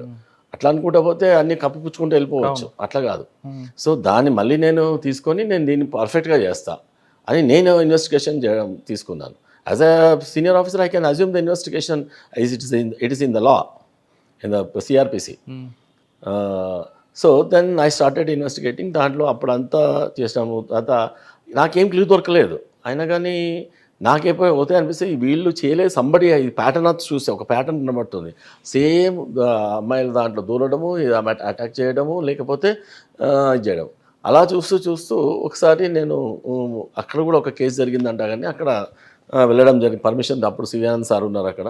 పర్మిషన్ తీసుకొని సార్ ఇలా ఉందంట అంటే చూడు అని చెప్పాడు. అప్పటికే అది సగం ఇన్వెస్టిగేషన్ అయ్యి కానట్టు ఉంది. అది చూస్తుంటే దాంట్లో కూడా సేమ్ ప్యాటర్న్ కనబడుతుంది. ఎవరో స్కేలప్ వెళ్ళడము, దాని తర్వాత అటాక్ చేయడము, అయితే మాలెస్ట్ చేయడము, లేకపోతే పారిగెత్తిపోవడం ఇలా జరుగుతుంది. మా దగ్గర 2-3 కేసులు, కొన్ని కేసులు అసలు కట్టనే లేదు కేసు. డాన్ బాస్కో స్కూల్లో అవన్నీ జరిగాయి, ఎంట్రీ అని వాళ్ళు కేసు ప్రిఫర్ చేయలేదు. సో అయినా కానీ మళ్ళీ తర్వాత కేసు కట్టించేసి చూస్తుంటే అలా నేను అప్పటికే కొంత ప్రివెంటివ్ యాక్షన్ మొదలెట్టాం. వేసి అన్ని కాలేజెస్కి వెళ్ళి, స్కూల్స్కి వెళ్ళి ఎవరైనా ఇట్లా దూరితే, ఎవరైనా ఇట్లా ఉంటే ఇమీడియట్గా మా డిఎస్పీ నెంబర్ నాది, తర్వాత మా ఇన్స్పెక్టర్ నెంబరు ఇది అని చెప్పేసి వాళ్ళు అక్కడ స్టిక్కర్లు లాంటివి ఇచ్చేసి వచ్చినాం. అది అట్లా జరుగుతూ ఉంది. ఎప్పుడన్నా ఊరినంతా కార్డన్ చేయడం అవన్నీ జరుగుతూ ఉంది. అట్లా మేము స్టెప్స్ తీసుకుంటుంటే ఆగస్టు నెలలో ఫుల్ వర్షాలు పడుతున్నాయి. అప్పుడు ఆ టైంలో ఒక పాలిటెక్నిక్ కాలేజీలో ఎవరో దూరారని చెప్పి అల్లరి చేశారు ఆ పిల్లలు. ఎవరో మనిషి దూరాడు అని. అది మా అక్కడ ఉన్న దాంట్లో అందరు గర్ల్సే, వార్డరు గర్లే. కానీ ఒక్క మనిషి, ఒక వాచ్మెన్ మాత్రం మేల్, మిగతా వాడు ఆయన ముసలాయన. సో ఎవరో దూరారు, ఎంగగా ఉన్నాడు, ఇట్లా కొన్ని కలర్స్ వేసారు, వాడు చీకట్లో తిరుగుతున్నాడు అని అంటే అప్పుడు మేము ఆల్రెడీ అక్కడ పెట్టిన నంబర్స్కి కాల్ చేశారు. నాకు కాల్ వచ్చింది. దాని తర్వాత ఇమ్మీడియట్గా అందరిని పిలిచేసి ఇమ్మీడియట్గా మొత్తం ఎన్సర్కిల్ చేశాం. ఏది ఆ మొత్తం హాస్టల్ని ఎన్సర్కిల్ చేసి మేము కూడా లోపలికి, అప్పుడు అంతా ఫుల్ లైట్లు పోయినాయి. అయినా మేము టార్చ్ లైట్ వేసి చూస్తుంటే ఉన్నట్టుండే ఒక పర్సన్ ఆ గోడ దూకి మెయిన్ కంపౌండ్ వాళ్ళు దూకేసి అక్కడ బయటికి పారిపోయాడు, అక్కడ రోడ్ సైడ్ పారిపోయాడు. అది మేము ఆల్రెడీ తెలుసుకున్నాం. నెక్స్ట్ డే ఉదయమే మళ్ళీ పోయి చూసిన తర్వాత అక్కడ స్టెప్స్ మార్క్స్ పడ్డాయి. ఇమ్మీడియట్గా స్టెప్స్ మార్క్స్ తీసుకున్నాం. అక్కడ ఒక చెప్పు దొరికింది, ఒక ప్లాస్టిక్ టైప్లో. అది కూడా సీజ్ చేశాము. దాని తర్వాత వీళ్ళందరినీ అడిగాము ఎవరు ఎట్లా ఉంటారు అంటే, మాకు మొహం చూడలేదు కానీ ఒక డ్రెస్సు, ఆ ప్యాటర్న్స్, ఫుల్ లెంత్ ఉన్న ఫుల్ స్లీవ్స్ ఉన్న టీషర్ట్ అని చెప్పారు. సో అవన్నీ రాసుకున్న తర్వాత మళ్ళీ ఆ చెప్పు తీసుకుని వచ్చాము. అది ఎవరిదా అని చూసి అందరితో చెక్ చేసి అది ఆల్మోస్ట్ పెద్ద చెప్పు 9 నెంబర్ది. అక్కడ ఉన్న వాళ్ళ దగ్గరతో సెట్ కాలేదు. చాలామంది అన్నారు ఇది ఎప్పుడో పాత పడిపోయి ఉంటుంది సార్, అది ఏవో చెత్తలో పడిపోయిన దాన్ని పట్టుకుని ఏం చేస్తాం. అలా ఉన్నాం. దాని తర్వాత అలా చూస్తూ ఉంటే మాకేంటంటే ఈ మధ్య ఎవరైనా జనరల్గా మా పోలీస్ ప్యాటర్న్లో అన్ని బేసిక్ జైలు రిలీజ్ అవుతున్నారు, ఇంకా ఈ మోడస్ ఆపరేండి చేసిన వాళ్ళు ఎవరున్నారు, ఇంతకుముందు కన్విక్టెడ్ అయిన ఉన్నారు, అందరినీ వెరిఫై చేస్తూ ఉంటాం. అలా నెక్స్ట్ డే అంతా వెరిఫై చేస్తూ ఉంటే వన్ ఆఫ్ ద కానిస్టేబుల్స్ అక్కడ జైలుకి వెళ్ళి రీసెంట్గా రిలీజ్ అయిన వాళ్ళు ఎవరున్నారా, 1 వీక్ 1 మంత్ 3 మంత్స్ కన్నా బిఫోర్ ఉన్నారా అని చూస్తే అలా ఈ సత్యం బాబు ఒక అతను, ఈ దొంగ తను రిలీజ్ అయ్యాడు. అది చూద్దామని చెప్పేసి ఎక్కడ అని చెప్పేసి డీటెయిల్స్ ఇచ్చాము. వాడు చూస్తే ఈజ్ ఎ మ్యాసన్ యాక్చువల్లీ, అంటే తాపీ పని. ఈ చెప్పు కూడా తాపీ పని చేసిన వాళ్ళు వాడుతుంటే సిమెంట్లో సోక్ అయితే ఎట్లా ఉంటుంది కదా చెప్పంతా, అలా ఉంది అన్నట్టు. ఇతను తాపీ పని చేస్తానంటే చూద్దాంలే చెక్ చేద్దాము, ఇది తీసుకుపోయి ఈ సైజ్ జరుగుతుంది తీసుకుపోయి చెక్ చేయడానికి కోసం వెళ్ళాం.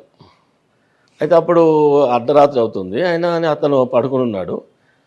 అయితే మేము అతని యొక్క ఇల్లుని కార్డన్ చేసాం. ఇల్లుని కార్డన్ చేసినప్పుడు ఇంకా లోపలికి పోకన ముందే ఇన్న అమ్మాయిలు వీళ్ళందరూ ఆ హాస్టల్లో చూసిన షర్ట్ కలరు అవన్నీ ఆ దండం మీద ఉన్నాయి, ఆ వైర్ మీద ఉన్నాయి. తర్వాత బయట కొత్త చెప్పులు ఉన్నాయి, కొత్త పారగాన్ చెప్పులు ఏదో స్లిప్పర్స్ ఉన్నాయి. అప్పుడు ఇంకా డౌట్ కొద్దిగా ఇంకా క్రిస్టలైజ్ అయింది. అవి కలరు అండ్ మ్యాచ్ అవుతుంది వాళ్ళ పిల్లలు చెప్పింది.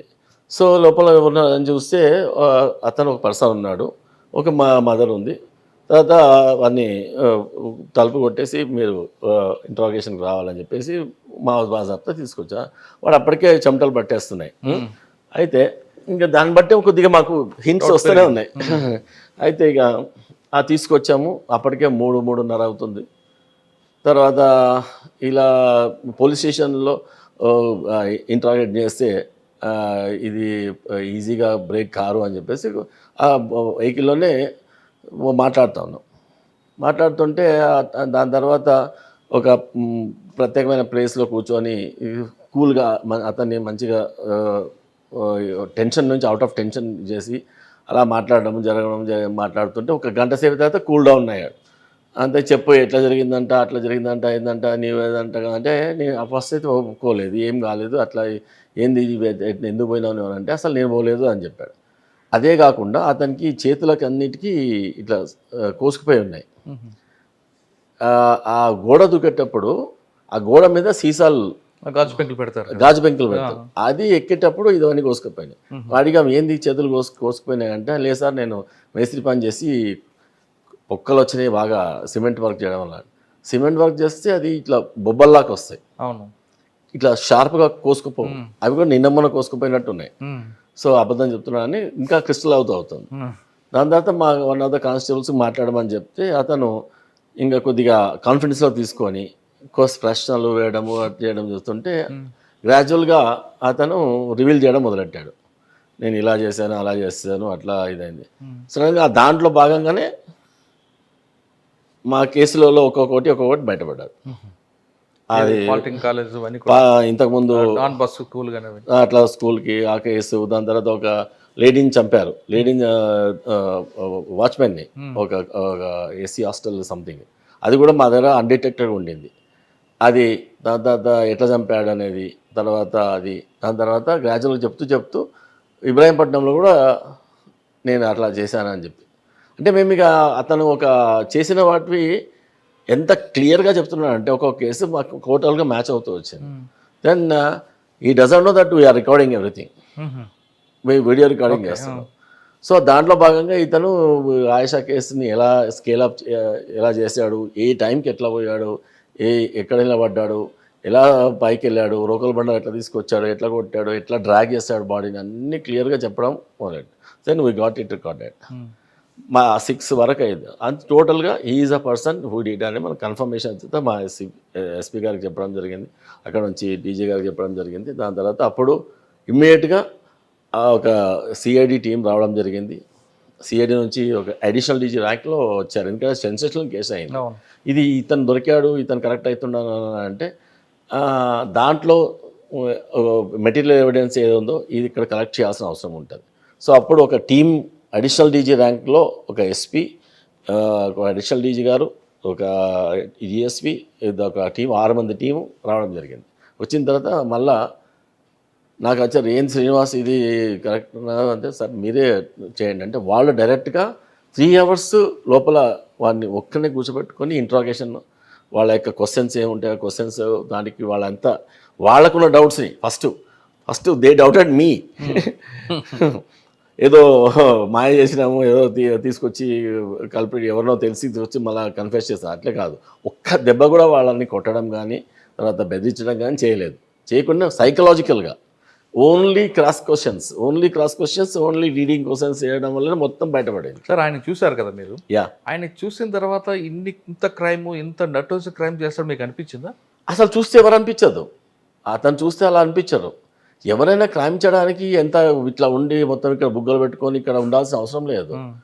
చార్ల్స్ శోభరాజ్ ఉంటాడు, ఎంత సొఫిస్టికేటెడ్ ఉంటాడు. అది చీటింగ్ కేసు, ఇది చీటింగ్ కాదు, హీఈస్ క్రిమినల్ యాక్చువల్లీ. చీటింగ్ కాదు, ఎంత మర్డర్స్ కేసు, మర్డర్ కేసు. కానీ ఈ క్యాండిడేట్ చూస్తే, సత్యబాబుని చూస్తే అంత క్రిమినల్ గా ఉంటాడు.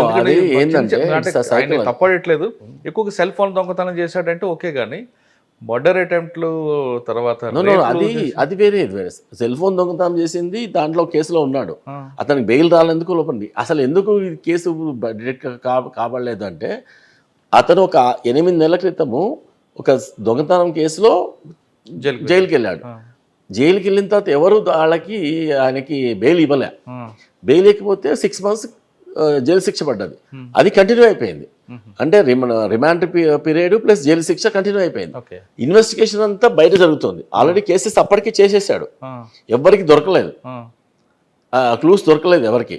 సో కేసెస్ చేశాడు, తర్వాత ఈ కేసులో పోయి జైల్లో ఉన్నాడు. అసలు కలిపి జైల్లో ఉన్నప్పుడు ఈ ఇన్వెస్టిగేషన్ అంతా బయట జరిగితే ఏం జరుగుతుంది సార్? ఇప్పుడు అసలు వ్యక్తి జైల్లో ఉన్నాడు, జైలు అదే ఎంఓ ఎక్కడ జరిగిందా మీ ఏరియాలో? జరగలేదు, ఏది జరగలేదు అట్లాంటిది. అంటే ఆయన జైల్లో ఉన్న టైంలో ఎక్కడ జరగలేదు, నా దగ్గర జరగలేదు, బయట కూడా జరగలేదు. అసలు అమ్మాయిని ఎందుకంటే చంపాలనుకున్నాడు అయ్యేష్? అది చంపాలని ఎట్లా అంటే బిగినింగ్లో అది గ్రాడ్యువల్గా ఇవాల్వ్ అయింది, అది చంపడానికి. అది ఆయన చెప్పింది ఏం చెప్పాడు అతను ఏంటంటే whenever he sees any lady and whenever he sees the hair, బాగా హెయిర్ ఉన్న వాళ్ళని కనుక చూస్తే హీ విల్ గెట్ ఎగ్జైటెడ్ అని అతనే చెప్పాడు. ఆ కన్ఫెషన్లో కూడా ఉంది అది. ఏదో పౌడర్ రాసుకుంటాడు అని అంటాడండి. నో అది తప్పు. అది అన్ని తర్వాత అందరు చెప్పారు. ఏం తెలియని వాళ్ళు కూడా ఇన్వెస్టిగేషన్కి ఏం తెలియని వాళ్ళు కూడా నేను చేశానని చెప్పుకున్నారు. నేను వచ్చి ప్రెస్ మీట్లు పెట్టడానికి పోయారు. That is all bullshit actually. ఎవరు చేశారు అనేది అందరికి తెలుసు. దాని తర్వాత అది 8 నెలల నుంచి దాంట్లో ఏదో నేను చేసినట్టు కాదు, అది వేరే కేసులు చేస్తుంటే దాంట్లో ఇది బయటపడ్డది. సత్యంబాబు ఏమి ఇచ్చాడు కన్విక్షన్? కన్ఫెషన్లో చాలా చెప్పాడు. అతను ఎట్లా చేశాడు, ఏ కేసు ఎట్లా చేశాడు అని చెప్పుకుంటూ వచ్చాడు.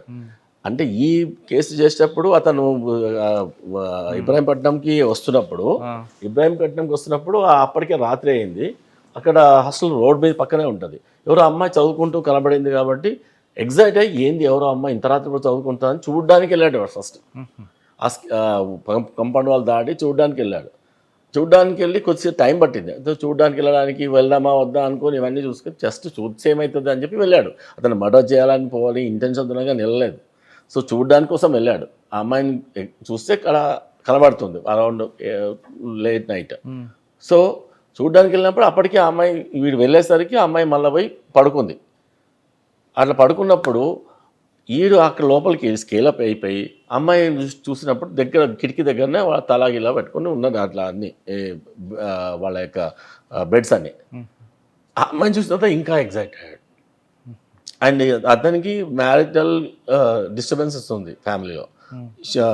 His wife deserted him. So ఆ డిస్టర్బెన్సెస్ ఉన్నాయి. అండ్ సైకలాజికల్గా వేరేలాగా ఉన్నాడు పర్సన్. సో అట్లా చూసిన తర్వాతనే then he got excited and అది మొలస్ట్ చేయడానికి వెళ్ళాడు. కిటికీలో ఉంచి పోతే ఏమి ఫీజిబిలిటీ లేదు. దెన్ ఈ ఎంటర్డ్ డోర్ కొట్టడానికి పోతే డోర్ ఆల్రెడీ వీళ్ళు వేసుకోలేదో ఏమైందో అసలు లోపలికి వెళ్ళిపోయే యాక్సెస్ దొరికింది. అయిన తర్వాత అమ్మాయిని పడుకున్న అమ్మాయి ఏమైనా చేయకపోతే అల్లరి చేస్తుంది.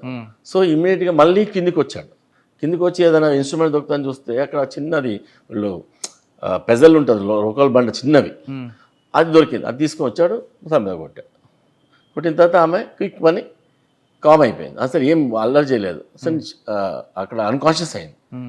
అన్కాన్షియస్ అయితే అక్కడ దగ్గర ఉన్న వాళ్ళందరూ ఎవరైనా లేస్తారు కదా ఏమైనా మలస్ చేయడానికి వెళ్తే. సో ఈ dragged that body to the bathroom. ఆ డ్రాగన్ మార్క్స్ అన్నీ అప్పుడు వాళ్ళందరూ సీజ్ చేశారు ఆ టైంలో అవన్నీ. దెన్ ఈ కమిటెడ్ రేప్. దెన్ అక్కడ అంతా బాడీ మీద కూడా సెమెన్స్ అవన్నీ మార్క్స్ అని అప్పుడే తీసుకున్నారు. దాని తర్వాత ఎప్పుడైతే డిటెక్ట్ చేసిన తర్వాత మన సిఐడి టీం వాళ్ళందరూ వచ్చిన తర్వాత అప్పుడు కూడా అన్నీ అప్పుడు డిఎన్ఏ టెస్ట్ చేసి పెట్టి ఉన్నారు దాంట్లో. దెన్ ఇక్కడ మళ్ళీ వచ్చిన తర్వాత పట్టుకోవడం కన్ఫెషన్ అయిన తర్వాత టెక్నికల్ ఎవిడెన్స్ కూడా తీసుకోవడం జరిగింది. డిఎన్ఏ టెస్ట్ తర్వాత అన్ని చేస్తారు. బాడీ మీద చిరుతాను ఎందుకు రాశాడండి? అది కూడా చెప్పాడు. అట్లా ఉంది కదా మరి ఎందుకనంటే అక్కడ అది గ్రాడ్యువల్గా ఎవాల్వ్ అయితే వచ్చింది. అతను మాలెస్ట్ చేసుకో అనుకోలేదు. ఫస్ట్ ఓన్లీ చూడడానికి పోతాడు. దాని తర్వాత ఆపర్చునిటీ దొరికింది. మాలెస్ట్ చేయడానికి పోతే మర్డర్ అయిపోయింది. మర్డర్ అయిన తర్వాత కూడా అక్కడ తట్టుకోలేక మర్డర్ అయిపోయిన తర్వాత కూడా చేశాడు రేప్. ఎస్. దాని తర్వాత ఇది నేను చేసిన మర్డర్ని ఎవరన్నా డైవర్ట్ చేస్తే బాగుంటుంది అని చెప్పేసి అట్లా పెన్తో చిరుతాను రాశాడు. అదే చెప్పాడు అతను. ఆ చిరుతాను కూడా బాడీ మీద రాశాడు.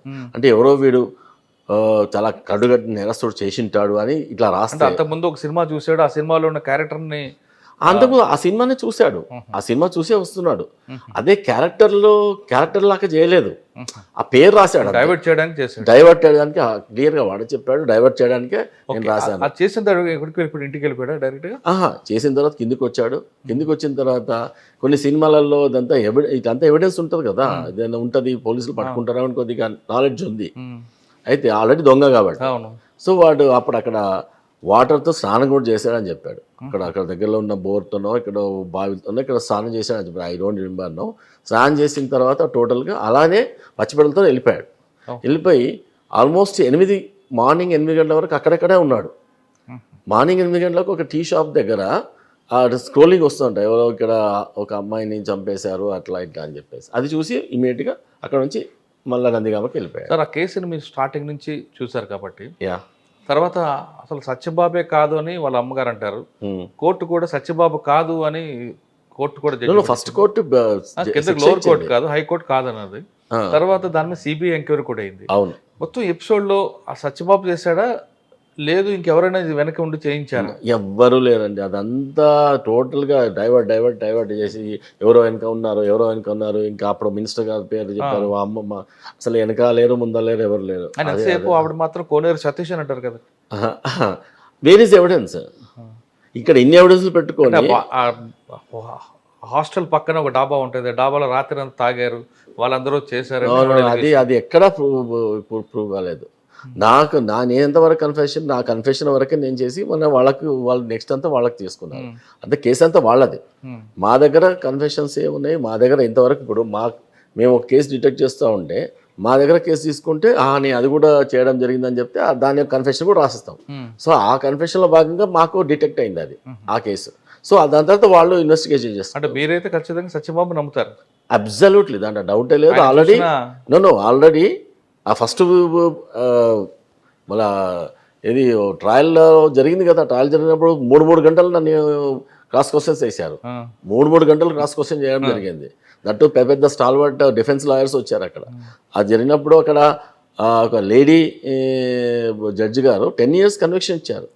10 years లోయర్ కోర్టులో కన్విక్షన్ ఇచ్చిన తర్వాత అది ఒక 4 ఏళ్ల తర్వాత దాన్ని పొలిటికల్గా చాలా వాళ్ళని వాడుకున్నారు.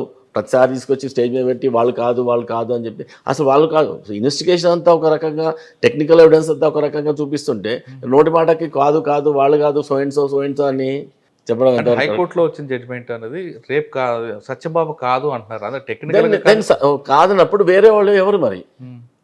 కాదన్నప్పుడు వేరే వాళ్ళు ఎవరు? సుప్రీంకోర్టు వరకు కూడా మన సిబిఐ కూడా వెళ్ళింది. సిబిఐ కూడా లాస్ట్కు ఇది కన్ఫర్మ్. సిబిఐ కూడా మీకు క్వశ్చన్ చేశారా? సిబిఐలు కూడా క్వశ్చన్ చేశాను నేను. లాస్ట్కు నేను డిఎస్పీగా ఉన్నప్పుడు చేసిన కేసుని లాస్ట్కు ఐజీ వరకు కూడా అది నేను అలా వెంటాడుతుంది. ఐజీ అది కాదు, డిఐజీగా ఉన్నంత వరకు కూడా నడిచింది. డిఎస్పీ నుంచి డిఐజీ వరకు నాకు మన ఇది సిబిఐ వాళ్ళు కూడా మళ్ళీ అడిగారు. చెప్పాము సార్. ఆ కేసులో డిఎస్పీగా మీరున్నారు, తీసుకొచ్చారు. కానీ ఆ కేసు మొత్తం అనక ఇంకొక ఆఫీసర్ పేరు వచ్చింది ఇలాగా. అది ఆఫీసర్ అసలు నో వే కన్సర్న్. యాక్చువల్గా నో వే కన్సర్న్. ఈ was just additional SP. I was DSP, is my senior. And ఒక డిఐజీ ర్యాంక్ ఆఫీసర్ ఆ కేసులో వాళ్ళు చూస్తున్నారు, కొద్దిగా మీరు ఏమైనా గైడ్ చేయండి అని చెప్తే ఈ కేమ్ ఆన్ దట్ నైట్. అంటే అప్పటికే మేము ఆల్రెడీ డిటెక్ట్ చేసి ఉన్నాం, కానీ ఇంకా మేమే కన్ఫర్మ్ కాలేదు ఎట్లా చెప్పాలి సీనియర్ ఆఫీసర్, కానీ మేము కన్ఫర్మ్ చేసి పెట్టుకున్నాము. మార్నింగ్ మా ఎస్పీ గారికి చెప్పాము. ఆ ఎస్పీ గారికి చెప్పిన తర్వాత ఎస్పీ గారు మార్నింగ్ 6 గంటలకు వచ్చేసారు. ఎస్పీ గారు వచ్చేసి ఎస్పీ గారు కూడా మాట్లాడారు. మాట్లాడిన తర్వాత అతను కన్ఫర్మ్ చేసుకొని ఓకే శ్రీనివాస్ కంగ్రాచులేషన్స్ అని చెప్పారు. ఎందుకంటే ఆయన ఎస్పీగా ఆయన కన్ఫర్మ్ చేసుకున్న తర్వాత మళ్ళీ ఆయన డిఐజీ గారు చెప్పారు. హసన్ రాజా డిఐజీ గారు ఉన్నవారు. హసన్ రాజా డిఐజీ గారు వచ్చి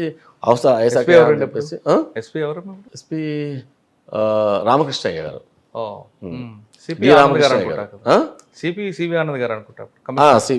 అదే అందరికి చెప్పడం జరిగింది. అది మళ్ళా డీజీ గారికి చెప్పడం జరిగింది. డీజీ గారు అప్పుడు ఒక టీంను పంపించారు. So this officer who was some officer అంటున్నారు కదా, ఈ వాజ్ జస్ట్ ఇత్తెఫాక్గా అక్కడ ఉన్నారు అంతే. ఆ రోజు తెలుసుకున్న తర్వాత వచ్చిన తర్వాత ఆ విషయం అంతా మేము డిటెక్ట్ చేసిన తర్వాత ఆయన తొందరపడి ముందే కూసింది కోయిల అన్నట్టు పోయి ఆడ ప్రెస్ మీట్ పెట్టేసి చెప్పేసేసారు, నేనే డిటెక్ట్ చేసిన అట్లా చేసిన. బట్ 7 months నుంచి బ్యాక్గ్రౌండ్లో ఎంత చేసాము ఎట్లా చేసాము అది అంతా చేసిందంతా మనం రేపొద్దున క్వశ్చన్ చేసింది ఎవరిని? కోర్టులో వచ్చింది చెప్పింది ఎవరు? సిబిఐకి చెప్పింది ఎవరు? ఆయన కూడా క్వశ్చన్ చేస్తున్నట్టు. No no no no no not at all. ఈ కేసు మొత్తం మీద డిటెక్ట్ చేసినందుకు రివార్డు అవార్డు మీకు వచ్చింది, ఆయనకు వచ్చింది? రివార్డ్ అవార్డు ఎవరికి ఇవ్వలేదు. రివార్డ్ అవార్డు అసలు I never expected any reward or award. I never expected, I never sought for it.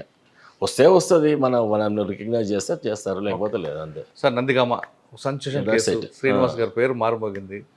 ఇది ఇప్పటికీ కూడా ఎట్లా అంటే డిపార్ట్మెంట్లో అట్లా ఉంటుంది, క్రెడిట్ గ్రాబింగ్ అంటారు దీన్ని. ఇట్ ఈస్ వెరీ వెరీ అంటే ఎవరో చేసిందని మనం ఒక చిన్న ఆఫీసర్ ఏదో కానిస్టేబుల్ లీడ్ తీసుకొస్తే లీడ్ వల్లనే మొత్తం కేసు డిటెక్ట్ అయింది. కానీ మొత్తం యాజ్ అ సీనియర్ ఆఫీసర్గా మొత్తం నేను చేశానని చెప్పి నేను. లీడ్ ఇచ్చిన కానిస్టేబుల్ కూడా అసలు లీడ్ ఇచ్చిన కానిస్టేబుల్కే మేము ఇవ్వాలి. నందిగామ తర్వాత ఎక్కడికి వచ్చారు? నందిగామ తర్వాత I came to Hyderabad. Sir నందిగామలో ఈ ఒక్క కేసు ఇంకేమైనా వేరే ఉన్నాయా? అంటే మేజర్గా ఇదే అండి, మిగతా అన్ని చిన్న చిన్న కేసెస్ డిటెక్ట్ చేయడం అది పెద్దగా చెప్పుకోదగిన ఏం కాదు. కానీ నందిగామలో మీరు మర్చిపోయారు ఒకటి, రౌడీజాన్ని బాగా కంట్రోల్ చేశారు, ఆ పార్టీ ఈ పార్టీని లేకుండా బాగా వాయించారని నన్ను. యా, అది అన్ని దానిగా చేస్తాము. ఏ పార్టీ ఎక్కువ అధికార పార్టీ వాళ్ళకి వార్నింగ్ ఇచ్చారు కదా. ఇస్తాము, ఎందుకంటే వాళ్ళు చేసినప్పుడు వాళ్ళు కూడా ఇస్తాము. వార్నింగ్ అని కాదు, సీరియస్గా తీసుకుంటాము. పార్టీతో సంబంధం లేదు మనకి. తర్వాత ట్రాన్స్ఫర్లు చేస్తారు, ఏముంది చేశారు. అధికార పార్టీ ఉన్నా మమ్మల్ని కేర్ చేసేవాడు కదా ఆయన. యా, ఇప్పుడు క్రైమ్ చేసేసి నన్ను కేర్ చేయాలంటే ఎట్లా చేస్తా, నా వల్ల కాదు. ఇంకా వేరైనా సబ్మిట్ అయిపోతారేమో, కానీ నేమ్ సబ్మిట్ కాయే సమస్య ఏం లేదు. నందిగామ తర్వాత ఎక్కడికి వచ్చారు సార్? నందిగామ తర్వాత నేను ఇక్కడ ఏసీపీ సైబర్ క్రైమ్గా వచ్చాను.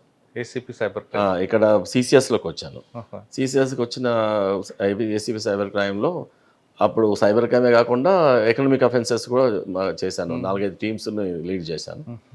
అప్పుడు ఇమ్మీడియట్గా అడిషనల్ డీసీపీగా వచ్చింది. అడిషనల్ డీసీపీగా వచ్చినప్పుడు అక్కడ 1 year చేశాను. అడిషనల్ డీసీపీగా ప్రమోషన్ వచ్చింది. దాని తర్వాత అప్పుడు సిపిగా ఏకే ఖాన్ సార్ ఉండేవారు.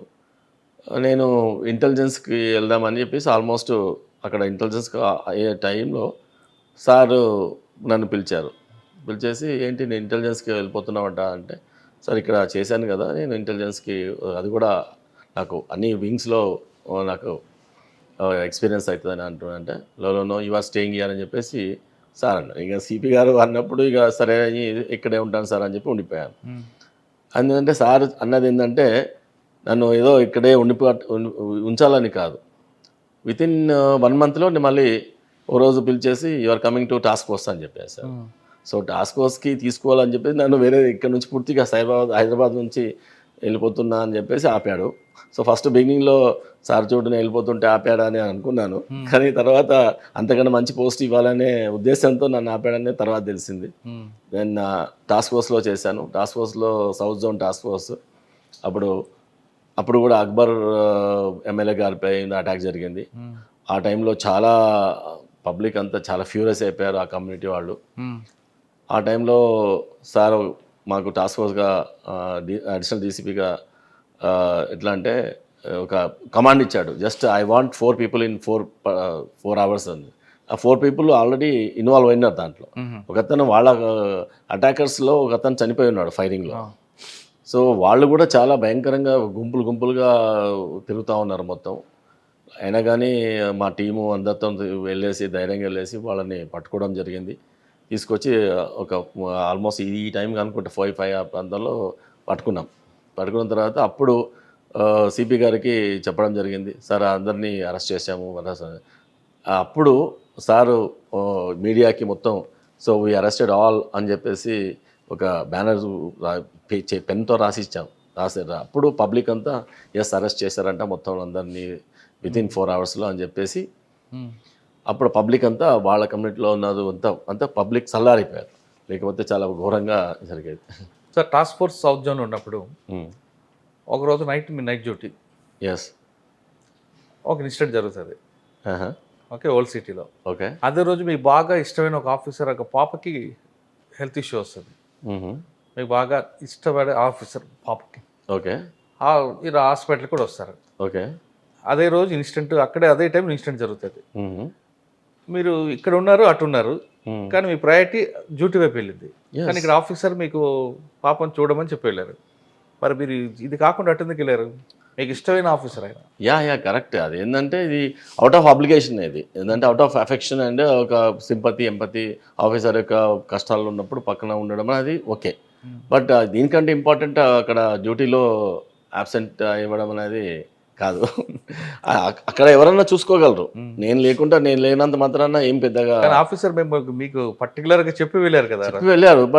But the same officer he like me after that. So anyhow అక్కడ ఇన్సిడెంట్ అనేది చాలా ఇంపార్టెంట్. సో డ్యూటీలో అక్కడ ఎమర్జెన్సీ, దట్ ఈస్ ఎమర్జెన్సీ, అది wide range emergency, that is policing, ఇది పర్సనల్. సో దానికి ప్రయారిటీ ఇచ్చారు. ఎస్ సార్, టాస్క్ ఫోర్స్లో ఉన్నప్పుడే ఇంకో కేసు పట్టుకున్నారు మీరు. అకౌంట్స్ ఉండవు, వాడు ఫేక్ అకౌంట్ క్రియేట్ చేసి అప్పట్లో లోన్లు క్రియేట్ చేసుకొచ్చారు అప్పుడు గుర్తుందా మీకు అది? అది ఎకనామిక్ అఫెన్స్ అది ఇప్పటికీ చేస్తున్నాడు. రీసెంట్గా కూడా నేను సిఎస్ఎస్లో అని పేరు విన్నాను నేను. అప్పుడు ఆ టైంలో పట్టుకున్నాము. దాని తర్వాత బాగా టైట్గా ఇంట్రాగేట్ చేసాము. దాని తర్వాత అన్ని క్లోజ్ అయిపోయింది, ఆల్మోస్ట్ అన్ని సీజ్ చేసాము, అవన్నీ చేసాము సార్. ఎకనామిక్ అఫెండర్ ఎట్లా ఉంటాడంటే అది దానికి డ్రగ్ అడిక్ట్ టైప్లో అలవాటు అయిపోయి ఉంటాడు. ఒక దగ్గర చేసిన తర్వాత ఇంకో దగ్గర చేయాల్సిందే, వాడు చేస్తూనే ఉంటాడు. దాంట్లో ఉన్న టేస్ట్ అర్థమైపోయి ఉంటుంది. ఆడాకడంటారా? నెవర్. అండ్ తర్వాత ఎక్కడికి వచ్చారండి? టాస్క్ ఫోర్స్ తర్వాత then I was promoted to IPS. Then I was posted in CID. సిఐడిలో కూడా అక్కడ అప్పుడు సిఐడిలో ఉన్నప్పుడు ఇంటర్పోల్ ఆఫీసర్గా చేయాల్సి వచ్చింది. అది ఐ గాట్ ద ఆపర్చునిటీస్. అన్నీ ఆఫీసర్స్ యొక్క గ్రేసు. అది చేస్తాడు ఈ ఆఫీసర్, బాగా గట్టిగా చేస్తాడు, ఎవరికి వినాడు అని చెప్పేసి ఇచ్చారు. తెలంగాణ నుంచి I was the Interpol officer. I use to represent Telangana as Interpol officer. I use to go to very frequently the Delhi and అక్కడ ఎంలాట్ అగ్రిమెంట్స్లు చూసుకోవడము, దాంతో ఇక్కడ అన్ని ఎల్ఓసీలు దాన్ని ఆ ద్వారా వెళ్ళడము, లెటర్ ఆఫ్ అడ్వైజరీస్ కానీ, లెటర్ ఆఫ్ రెగ్యులేటరీస్ కానీ, తర్వాత లుక్అవుట్ సర్క్యులర్స్ కానీ, ఇవన్నీ నేనే పెట్టడము. అవన్నీ అదొక టెక్నికల్ ఇంటర్నేషనల్ జాబ్. అచ్చా, తర్వాత ఎక్కడికి వచ్చారు మీరు? దెన్ అక్కడ నుంచి first DCP Vizag law and order వెళ్ళడం జరిగింది. Sir, DCP Visakhapatnam. యా, మీరు రాయలసీమ చేశారు, తెలంగాణ చేశారు. ఫస్ట్ టైం ఆంధ్రాలో కోస్టల్ ఆర్డర్ వచ్చింది. అక్కడ పొలిటికల్గా వేరేగా ఉంటే అందులో మీరు పర్టికులర్గా ఎలక్షన్ టైంలో వచ్చారు. అవును, ఎలక్షన్ టైంలో వచ్చు. ఓకే, అక్కడ మీకు వచ్చిన ఛాలెంజ్ ఏమి వచ్చాయండి? అక్కడ సేమ్ ఇదే, ఎప్పుడు బిగినింగ్ నుంచి ఎట్లా చేసామో అట్లే చేస్తాం, నాకు కొత్తగా ఏం లేదు. కానీ ఎలక్షన్ లాగా జరిగింది. ఎలక్షన్ బాగా జరిగింది, బాగా టైట్గా టఫ్గా చేసాము, దాంట్లో డౌట్ లేదు. కానీ కొంతమంది మీకు తెలంగాణ ఆఫీసర్ ఎందుకు వచ్చామని కొంతమంది మీకు అన్నారు. అప్పుడు తెలంగాణ మూమెంట్ ఆల్మోస్ట్ అంత వర్జల్లా ఉంది. మీకు తెలుసు, ఇక ఇప్పుడు మనం తెలంగాణలో అంతా ఎట్లా మాట్లాడతాం, గట్టిగా మాట్లాడతాము, అది ఉన్నట్టు మాట్లాడతాము, అంతే దబాయించి మాట్లాడతాము. అది మాట్లాడేది దాన్ని అక్కడ లాంగ్వేజ్ వేరే, అక్కడ అంతా చాలా సొఫిస్టికేటెడ్గా చాలా స్మూత్గా మాట్లాడతారు. అది అప్పుడప్పుడు నేర్చుకొని మాట్లాడంటే కాదు కదా, మనం ఎట్లా మాట్లాడతాం అట్లే మాట్లాడతాము. ప్రెస్ మీట్ అయినప్పుడు కూడా అందరు నవ్వేవాళ్ళు. అంటే దాని తర్వాత అందరూ ప్రెస్ వాళ్ళు కూడా అంటే ఆ ఇష్యూ కాకుండా పొలిటికల్ లీడర్స్ కొంతమంది మీకు వ్యతిరేకించారని, పోస్టింగ్ రాకుండా కూడా ఆపాలని చాలా మంది ఆపారు. పోస్టింగ్ రాకుండా చేయాలని ఆపారు. అప్పుడు శివధరెడ్డి సార్, ఇప్పుడు ప్రస్తుతం ఉన్న డీజీ గారు కమిషనర్గా ఉన్నారు. అప్పుడు ఉన్న డీజీ గారు అట్లా శ్రీనివాసుని పంపిస్తున్నానంటే పంపించే సార్, నేను పిల్లాడు తెలుసు నాకు అని చెప్పి అన్నాడు. మొత్తం అప్పుడు పోయిన రోజు నుంచి అలా అండ్ ఆర్డర్ ప్రాబ్లమ్ స్టార్ట్. పోయిన ఉదయం ఛార్జ్ తీసుకున్న ఈవినింగ్ 1,00,000 మందితో అతను సుబ్రహ్మరెడ్డి గారు మొత్తం ఆ బీచ్లో కాదు శివరాత్రి రోజు మొత్తం పెద్ద పూజలు పెట్టాడు. అంతా బీచ్లో అవతల ఇసుకలో పెట్టారు. సారు అన్నాడు, ఇసుకలో పెడుతున్నాడు చూసుకో శ్రీనివాస్ అన్నాడు. ఉదయమే వచ్చింది, అప్పుడే సాయంత్రం వరకు బందోబస్తు చేసేసి మొత్తం అంతా ఏ మాత్రం ఇది కాకుండా, అక్కడ లైట్లు లేవు సరిగా, మొత్తం వాటర్ సముద్రంలో పెట్టారు కంప్లీట్గా. ఎవరు పర్మిషన్ ఇచ్చారు అని అప్పటికే అయితే అయినా కానీ చేసాము. దాని తర్వాత అక్కడ ఉన్న కొంతమంది అక్కడ కూడా రౌడీజాలు కొద్దిగా చాలా ఉండినాయి, అవన్నీ సప్రెస్ చేసాం. లాండ్ ఆర్డర్ ఎప్పుడో లాండ్ ఆర్డర్ చేస్తాం అంతే. ఓకే, అక్కడ నుంచి అడుగుచారండి ఎస్పీ రంగారెడ్డి. అక్కడ నుంచి అప్పుడు బైఫర్కేట్ అయింది. యాక్చువల్ బైఫర్కేట్ అయిన తర్వాత కూడా కొన్ని రోజులు, ఒక 6 నెలలు ఉన్నాను నేను. తర్వాత అప్పుడు ఫస్ట్ నాకు ఆంధ్ర క్యాడర్ పడింది. యాక్చువల్గా ఆంధ్ర క్యాడర్ పడితే మళ్ళీ లేదే నేను తెలంగాణ క్యాడరు నాది సో ఇక్కడ అని చెప్పేసి మళ్ళీ ఢిల్లీలో రిప్రజెంట్ చేయడము, తర్వాత తెలిసిన వాళ్ళని తెలుసుకోవడం వల్ల మళ్ళీ లాస్ట్కు తెలంగాణ క్యాడర్ ఇచ్చారు. తెలంగాణ క్యాడర్ ఇచ్చిన తర్వాత ఇక్కడ రంగారెడ్డి ఎస్పీగా అపాయింట్ అయ్యారు. సార్, రంగారెడ్డి అప్పటికే కొత్తగా మన సైబరాబాద్ నుంచి విడిపోయి ఉంది. అది టెక్నాలజీగా అంత సపోర్టింగ్ లేదు, సీసీ కెమెరాలు పెద్దగా లేవు. కానీ రంగారెడ్డి ఎస్పీగా మీరు పనిచేసిన సమయంలో ఒక రేప్ అండ్ మర్డర్ జరుగుతుంది. ఆ కేసు అప్పట్లో సెన్సేషనల్. కంప్లైంట్ అంటే మీరు తర్వాత నిందితుడిగా చూపిస్తారు. అసలు ఆ కేసు ఏంటంటే, ఆ కేసులో ఆ లీడ్ ఎలాగొచ్చింది మీకు? తండ్రే చేశాడు. అది ఒక కేసు ఏంటంటే, అప్పుడు చందనా దీప్తి గారు అప్పుడు తాండూరు ప్రొబేషనరీ డిఎస్పీగా వచ్చారు. అప్పుడే కొత్తగా ఏఎస్పీగా వచ్చారు. అప్పుడే ట్రైనింగ్ అవుతున్నారు. కానీ ఆ కేసులో ఏమైందంటే ఒక అమ్మాయి ట్రైబల్ అమ్మాయిని రేప్ చేసి చంపేశారు. అది కేసు. దాని తర్వాత అది ఎంత సెన్సేషన్ అయిందంటే అందరూ వాళ్ళందరూ ఆ కమ్యూనిటీ అంతా చాలా ఫ్యూరియస్ అయిపోయారు. ఎట్లా ఇది అక్కడ అందరూ ఏంటంటే అక్కడ ఒక వాళ్ళు తాండాకు పోయే దారిలో ఒక ఆటో స్టాండ్ ఉంటుంది. ఆటోలు అందరూ ఆగుతుంటాయి అక్కడ. అది వికారాబాద్ నుంచి ఆల్మోస్ట్ ఒక 18 కిలోమీటర్స్ డిస్టెన్స్లో ఉంటుంది. అక్కడ ఆటో వాళ్ళు గ్యాంగ్ రేప్ చేసి చంపేశారని చెప్పి వాళ్ళు అభియోగం చేయడము, దాని తర్వాత తండ్రి వచ్చి కంప్లైంట్ ఇవ్వడం జరిగింది. తర్వాత ఇది సడన్గా అంత పెద్దగా అప్పటికే కమ్యూనిటీ మొత్తం అక్రాస్ ఇండియా ఆ కమ్యూనిటీలో ఉన్న పెద్ద ఆఫీసర్లు అందరూ ఫోన్లు చేయడం అవన్నీ చేయడం జరిగింది. ఎక్కడ ఎవరు చేశారో మేము ఇంకా దాన్ని బట్టి అన్నీ చూస్తూ ఉన్నాం. చూస్తుంటే ఫస్ట్ ఆ క్వశ్చన్ ఎవరైతే ఉన్నారో తండ్రి పోతుంటేనే అతని దగ్గరికి పోతూ మాట్లాడి మొత్తం కంప్లైంట్ కదా అతను కంప్లైంట్ అయితే అతని దగ్గర కంప్లైంట్ ఎట్లయింది అని తీసుకుంటుంటే మాటల్లోనే తేడా వస్తుంది. అంటే చెప్పే సీక్వెన్స్లోనే తేడా వస్తుంది. యాక్చువల్గా ఏంటంటే అతను తన కూతుర్ని ఒక 1 వీక్ 10 డేస్ కింద కో బ్రదర్ ఇంటికి పంపిస్తాడు.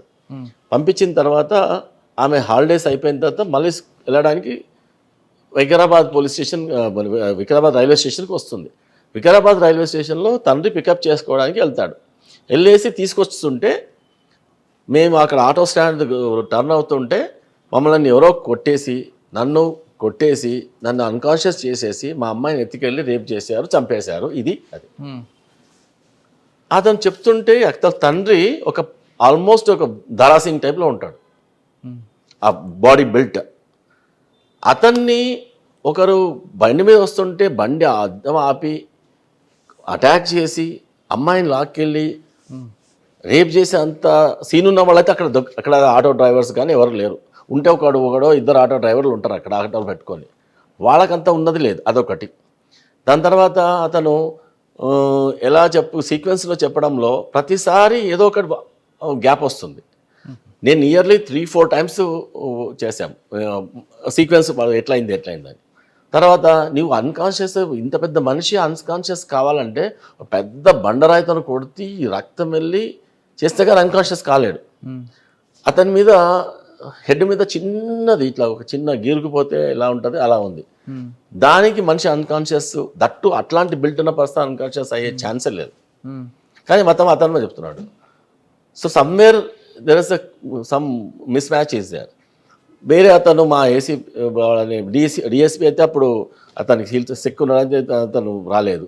ఇన్స్పెక్టర్ తర్వాత వేరే టీం అంతా ఎన్నిసార్లు మాట్లాడినా సమ్ సీక్వెన్షియల్గా లేదు. అది సమ్వేర్ ఫిషీగా ఉంది.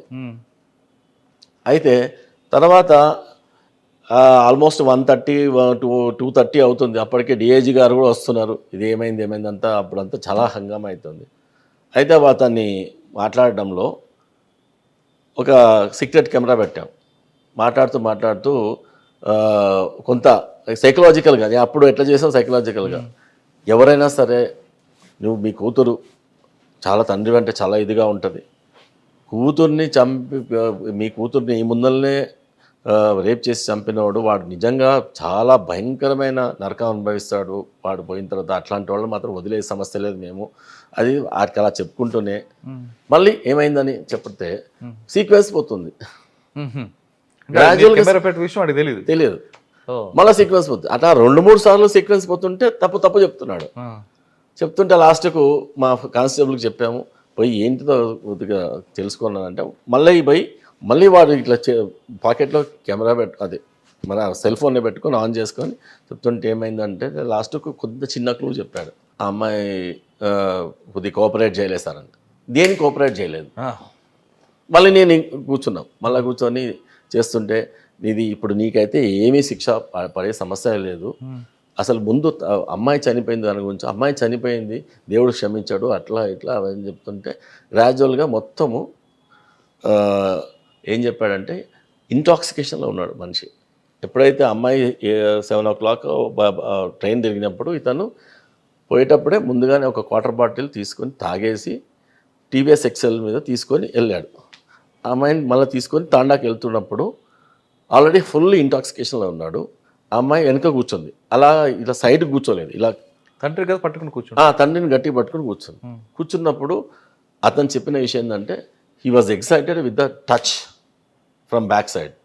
అమ్మాయి పట్టుకున్నప్పుడు బ్రెస్టో లేకపోతే ఏదో బ్యాక్ ఎక్సైటెడ్ అయిపోయి అక్కడి నుంచి వచ్చినప్పుడు 18 కిలోమీటర్స్ అదే దాంట్లో మూడ్లో ఉన్నాడు. 18 కిలోమీటర్స్ దగ్గర ఎక్కడైతే పంప్ ఉందో అక్కడ వాటర్ బోర్ పంప్ ఉందో బోర్ పంప్ దగ్గర ఒకసారి ట్రై చేశాడు. ఆ అమ్మాయి మళ్ళీ రిసీవ్ చేసింది, నేను అమ్మకి చెప్తా అని రిసీవ్ చేసింది.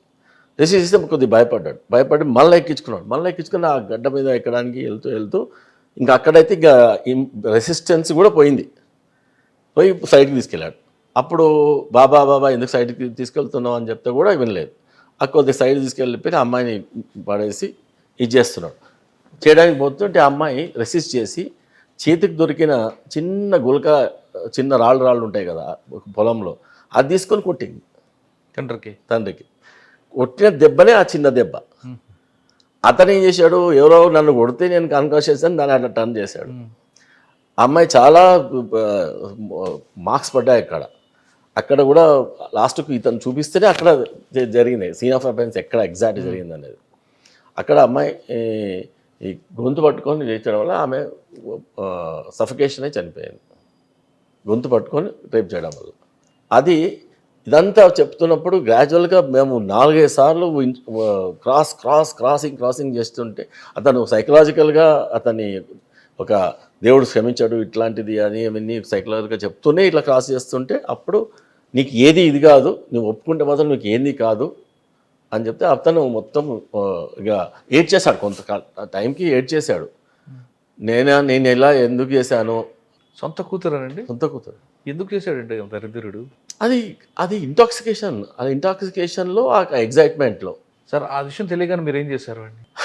ఏం చేస్తాము అంటే ఇక చెప్పకూడదు, కానీ చాలా చెప్తుంటే ఇప్పటికే అంటే అది ఇంటాక్సికేషను అది ఎట్లా ఉంటుంది చూడండి. అది ఇంటాక్సికేషన్లో భార్యకి ఆయనకి మధ్య గ్యాపే ఉందా? గ్యాప్ ఉంది. దాని తర్వాత భార్యను కూడా మాట్లాడడం జరిగింది. దాని తర్వాత ఆమెని పెద్ద కూతురు కూడా అట్లా మొలెస్ట్ చేశాడు ఇంట్లో.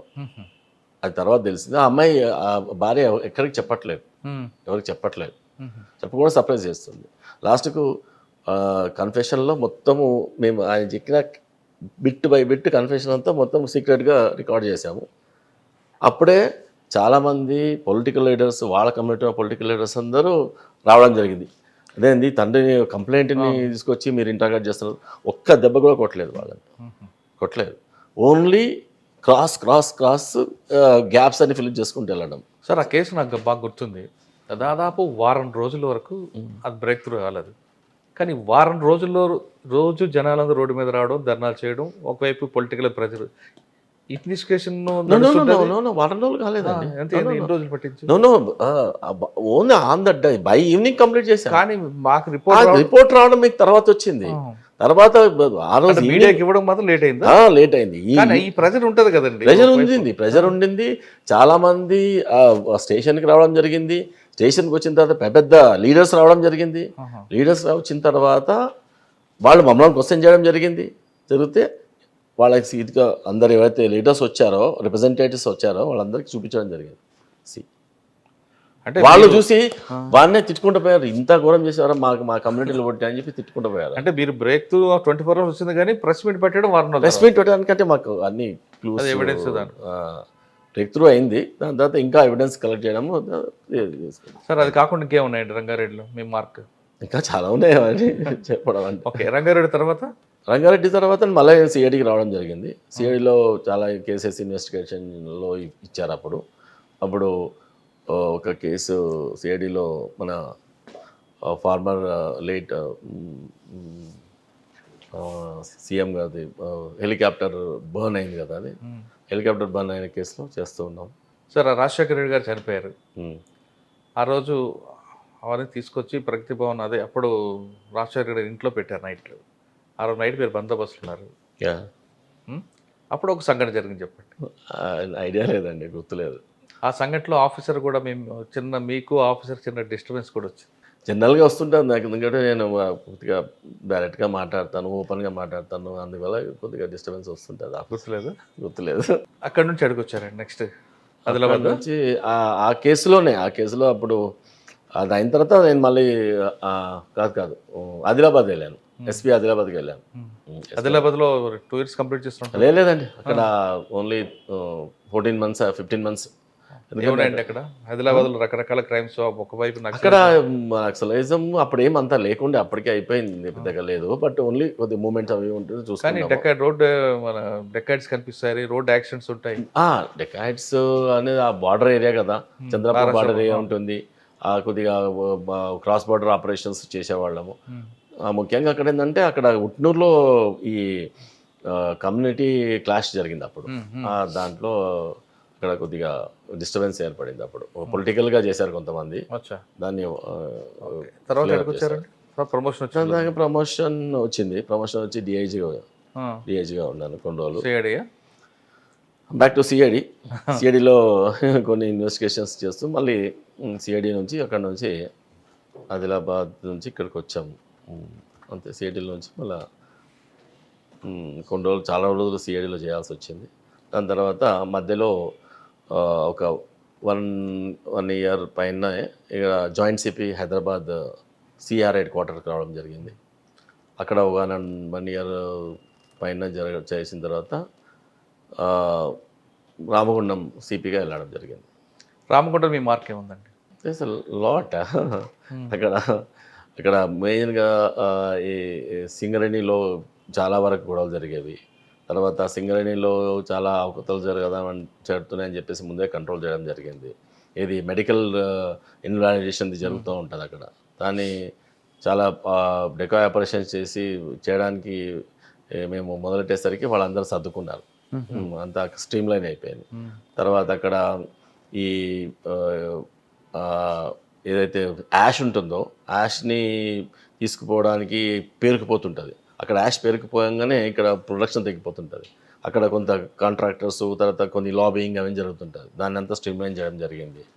తర్వాత అప్పటికే ఇక్కడ బనకచర్లలో అక్కడ ఒక గొడవ జరిగింది. అక్కడ సరిగా మేనేజ్ చేయనందుకు పబ్లిక్ అంతా ల్యాండ్ అక్విజిషన్ ప్రాంతంలో అక్కడ కూడా ల్యాండ్ అక్విజిషన్ జరిగినప్పుడు కానీ ముందుగానే చాలా వరకు అక్కడ జరిగిన సిచ్యువేషన్ని అసెస్ చేసుకొని ఆల్రెడీ నారాయణపేట ఏరియాలో అక్కడ జరిగింది. అక్కడ దాన్ని అలాగే జరగకుండా లా అండ్ ఆర్డర్ ఇష్యూ కాకుండా టోటల్గా ముందుగానే లీడర్స్తో మాట్లాడము, తర్వాత ఉన్న స్టేక్ హోల్డర్స్తో మాట్లాడము, వాళ్ళతో మీటింగ్లు పెట్టేసి స్మూత్గా అది ల్యాండ్ అక్విజిషన్ క్లియర్ చేయాలి. రామగుండంలో సివిల్ మ్యాటర్స్ ఎక్కువ ఉంటాయి, ల్యాండ్ డిస్ప్యూట్స్ ఎక్కువ ఉంటాయండి.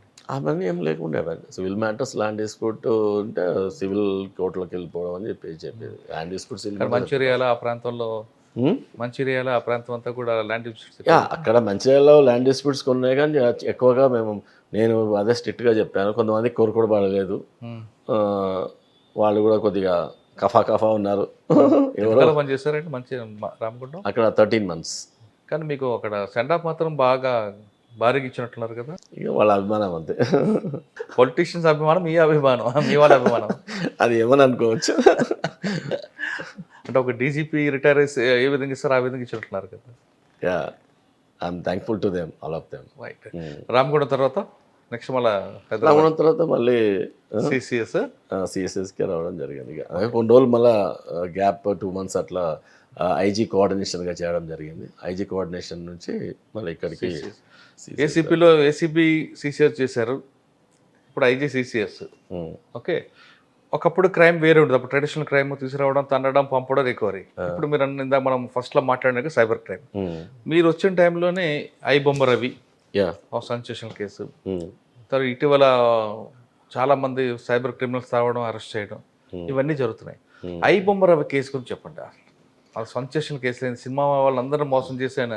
ఆల్రెడీ ఇది అంతకుముందే మేము రాకన ముందే జరిగే కేసు ఉంది. దీంట్లో అతను ఛాలెంజ్ చేయడము, వాళ్ళని పట్టుకుంటారా మమ్మల్ని అని చెప్పి పట్టుకోవడం. అసలు బికాజ్ అతను ఇన్విజిబుల్గా ఉన్నాడు కాబట్టి అతను ఈ కంట్రీ పర్సన్ కాదు. యాక్చువల్గా is from Saint Kitts, Cayman అలయన్స్లో పౌరసత్వం తీసుకున్నాడు. Is a citizen of Cayman Islands, not Indian. So Indian సిటిజన్షిప్ని సెకండ్ చేశాడు అతను. So is no more a Indian now. So అతను అక్కడ ఉన్నాడు కాబట్టి అతని సర్వర్స్ అన్నీ బయట దేశాల్లో ఉన్నాయి కాబట్టి అసలు పోలీసు వాళ్ళు ఏం పట్టుకుంటారులే అన్నట్టు అప్పుడు అన్నారు. బట్ ఒక్కసారి పోలీస్ డిసైడ్ అయిందంటే వార్ 1 side అన్నట్టు అది అయ్యే వరకు వదిలిపెట్టాం. అంటే ఆయన ఊహించలేదా ఇందులోకి యా యా అసలు కేఎంఎన్ ఐలాండ్స్లోని మనం ఏడపోయి పట్టుకుంటాము అని. సార్ పోలీసులే ఒక ట్రాప్ చేసి వైఫ్ ద్వారా పంపించి పిలిపించినట్లుగా ఉంది వార్త. ఇది అబ్జల్యూట్లీ రాంగ్. ఇది అసలు ఎవరు క్రియేట్ చేసిండ్రో అసలు మా దాంట్లో కానీ మేము ఇంతవరకు వైఫ్తో మాట్లాడడం కానీ వైఫ్ నంబర్ కానీ మా దగ్గర లేదు.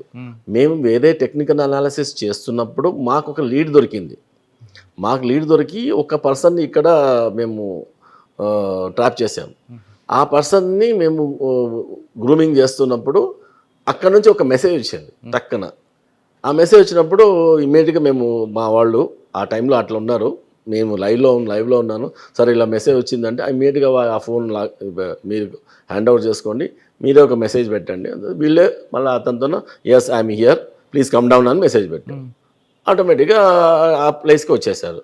Then we caught him. That's it. అంత తెలివైనడు అంత ఈజీగా వెళ్ళిపడ్డాడండి.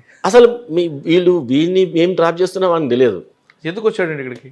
ఇతనికి ఇక్కడ చాలా కొన్ని బ్యాంకులో కొన్ని అకౌంట్స్ ఉన్నాయి, అవన్నీ క్లియర్ చేసుకొని పూర్తి వన్స్ ఫర్ ఆల్ ఇక్కడ నుంచి మొత్తం వాషౌట్ చేసుకొని క్లియర్ చేసుకుని అలా వచ్చాడు అంతే, ఇంకేం లేదు. ఇతను పెద్ద పర్పస్తో వచ్చింది కాదు, ఏదో ఇక్కడ ఉన్న కొన్ని బ్యాంక్స్ తర్వాత కొన్ని ఏదో ప్రాపర్టీస్ ఏదైనా ఉంటే తీసేసుకొని కంప్లీట్గా వెళ్ళిపోదామని వచ్చాడు. అండ్ అతనికి ఎంత ఓవర్ కాన్ఫిడెన్స్ అంటే ఈజ్ నో మోర్ ఇండియన్. నేను వస్తాను వెళ్తాను, అసలు వీళ్ళు పట్టుకునేంత వీళ్ళ దగ్గర చాకచక్యం ఉందా అన్నట్టు ఒక ఓవర్ కాన్ఫిడెన్స్. బట్ ఎప్పుడైనా సరే మేము సైలెంట్గా ఉన్నామంటే వైలెంట్గా సౌండ్ వస్తుంది మాది, దాంట్లోనే ఉంటుంది అంతే. సైలెంట్గా ఉన్నామంటే ఇదేదో సింపుల్గా ఉన్నారని కాదు, ఏదో వైలెన్స్కి రెడీ అవుతున్నారు. వైలెన్స్ అంటే రైమింగ్ కోసం చెప్పాను, అది కాదు. సరే తీసుకొచ్చారు, అరెస్ట్ చేశారు, రికవర్ అయిందా? రికవరీ మేము చాలా మేజర్ రికవరీస్ చేసాం. దాంట్లో మొత్తము డేటా బ్యాంక్స్ అన్నీ రికవరీ చేసాము. దాని తర్వాత ఐబొమ్మ మొత్తం డౌన్ చేయించాము, ఎక్కడెక్కడ డౌన్లో అయ్యిందో అసలు ఎలా మొత్తము బెట్టింగ్ యాప్స్కి ఎట్లా పోతుంది అతనిది, ఎంతమంది బెట్టింగ్ యాప్స్కి గురవుతున్నారో అవన్నీ. బెట్టింగ్ యాప్స్కి యాక్చువల్గా అతని రెవెన్యూ ఈ చూపించడము, ఈ చూపిస్తే ఫస్ట్ బెట్టింగ్ యాప్కి వెళ్ళిపోతుంది.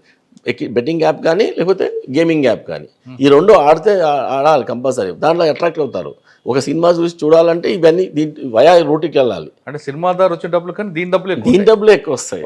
అది ఈ బెట్టింగ్ యాప్స్ వల్లనే ఎక్కువ వస్తాయి. దానికి ఇప్పుడు 1000 మంది 1,00,000 మంది సినిమా చూశారనుకో, ఒక 1000 మంది బెట్టింగ్ యాప్స్కి టర్న్ అయ్యారనుకో చాలు. వాళ్ళు ఎన్నో కొట్టుకుంటారు, ఎంతోమంది సూసైడ్ చేసుకుంటారు, ఎవరు ఎట్లా చేసుకున్నారు, ఎవరు దానికి గురయ్యాడో తెలియదు, దాంట్లో డేటా ఉండదు. దీని తర్వాత జరిగే పరిణామం వాడికి తెలుసండి? ఐబొమ్మ రవికి తెలుసా?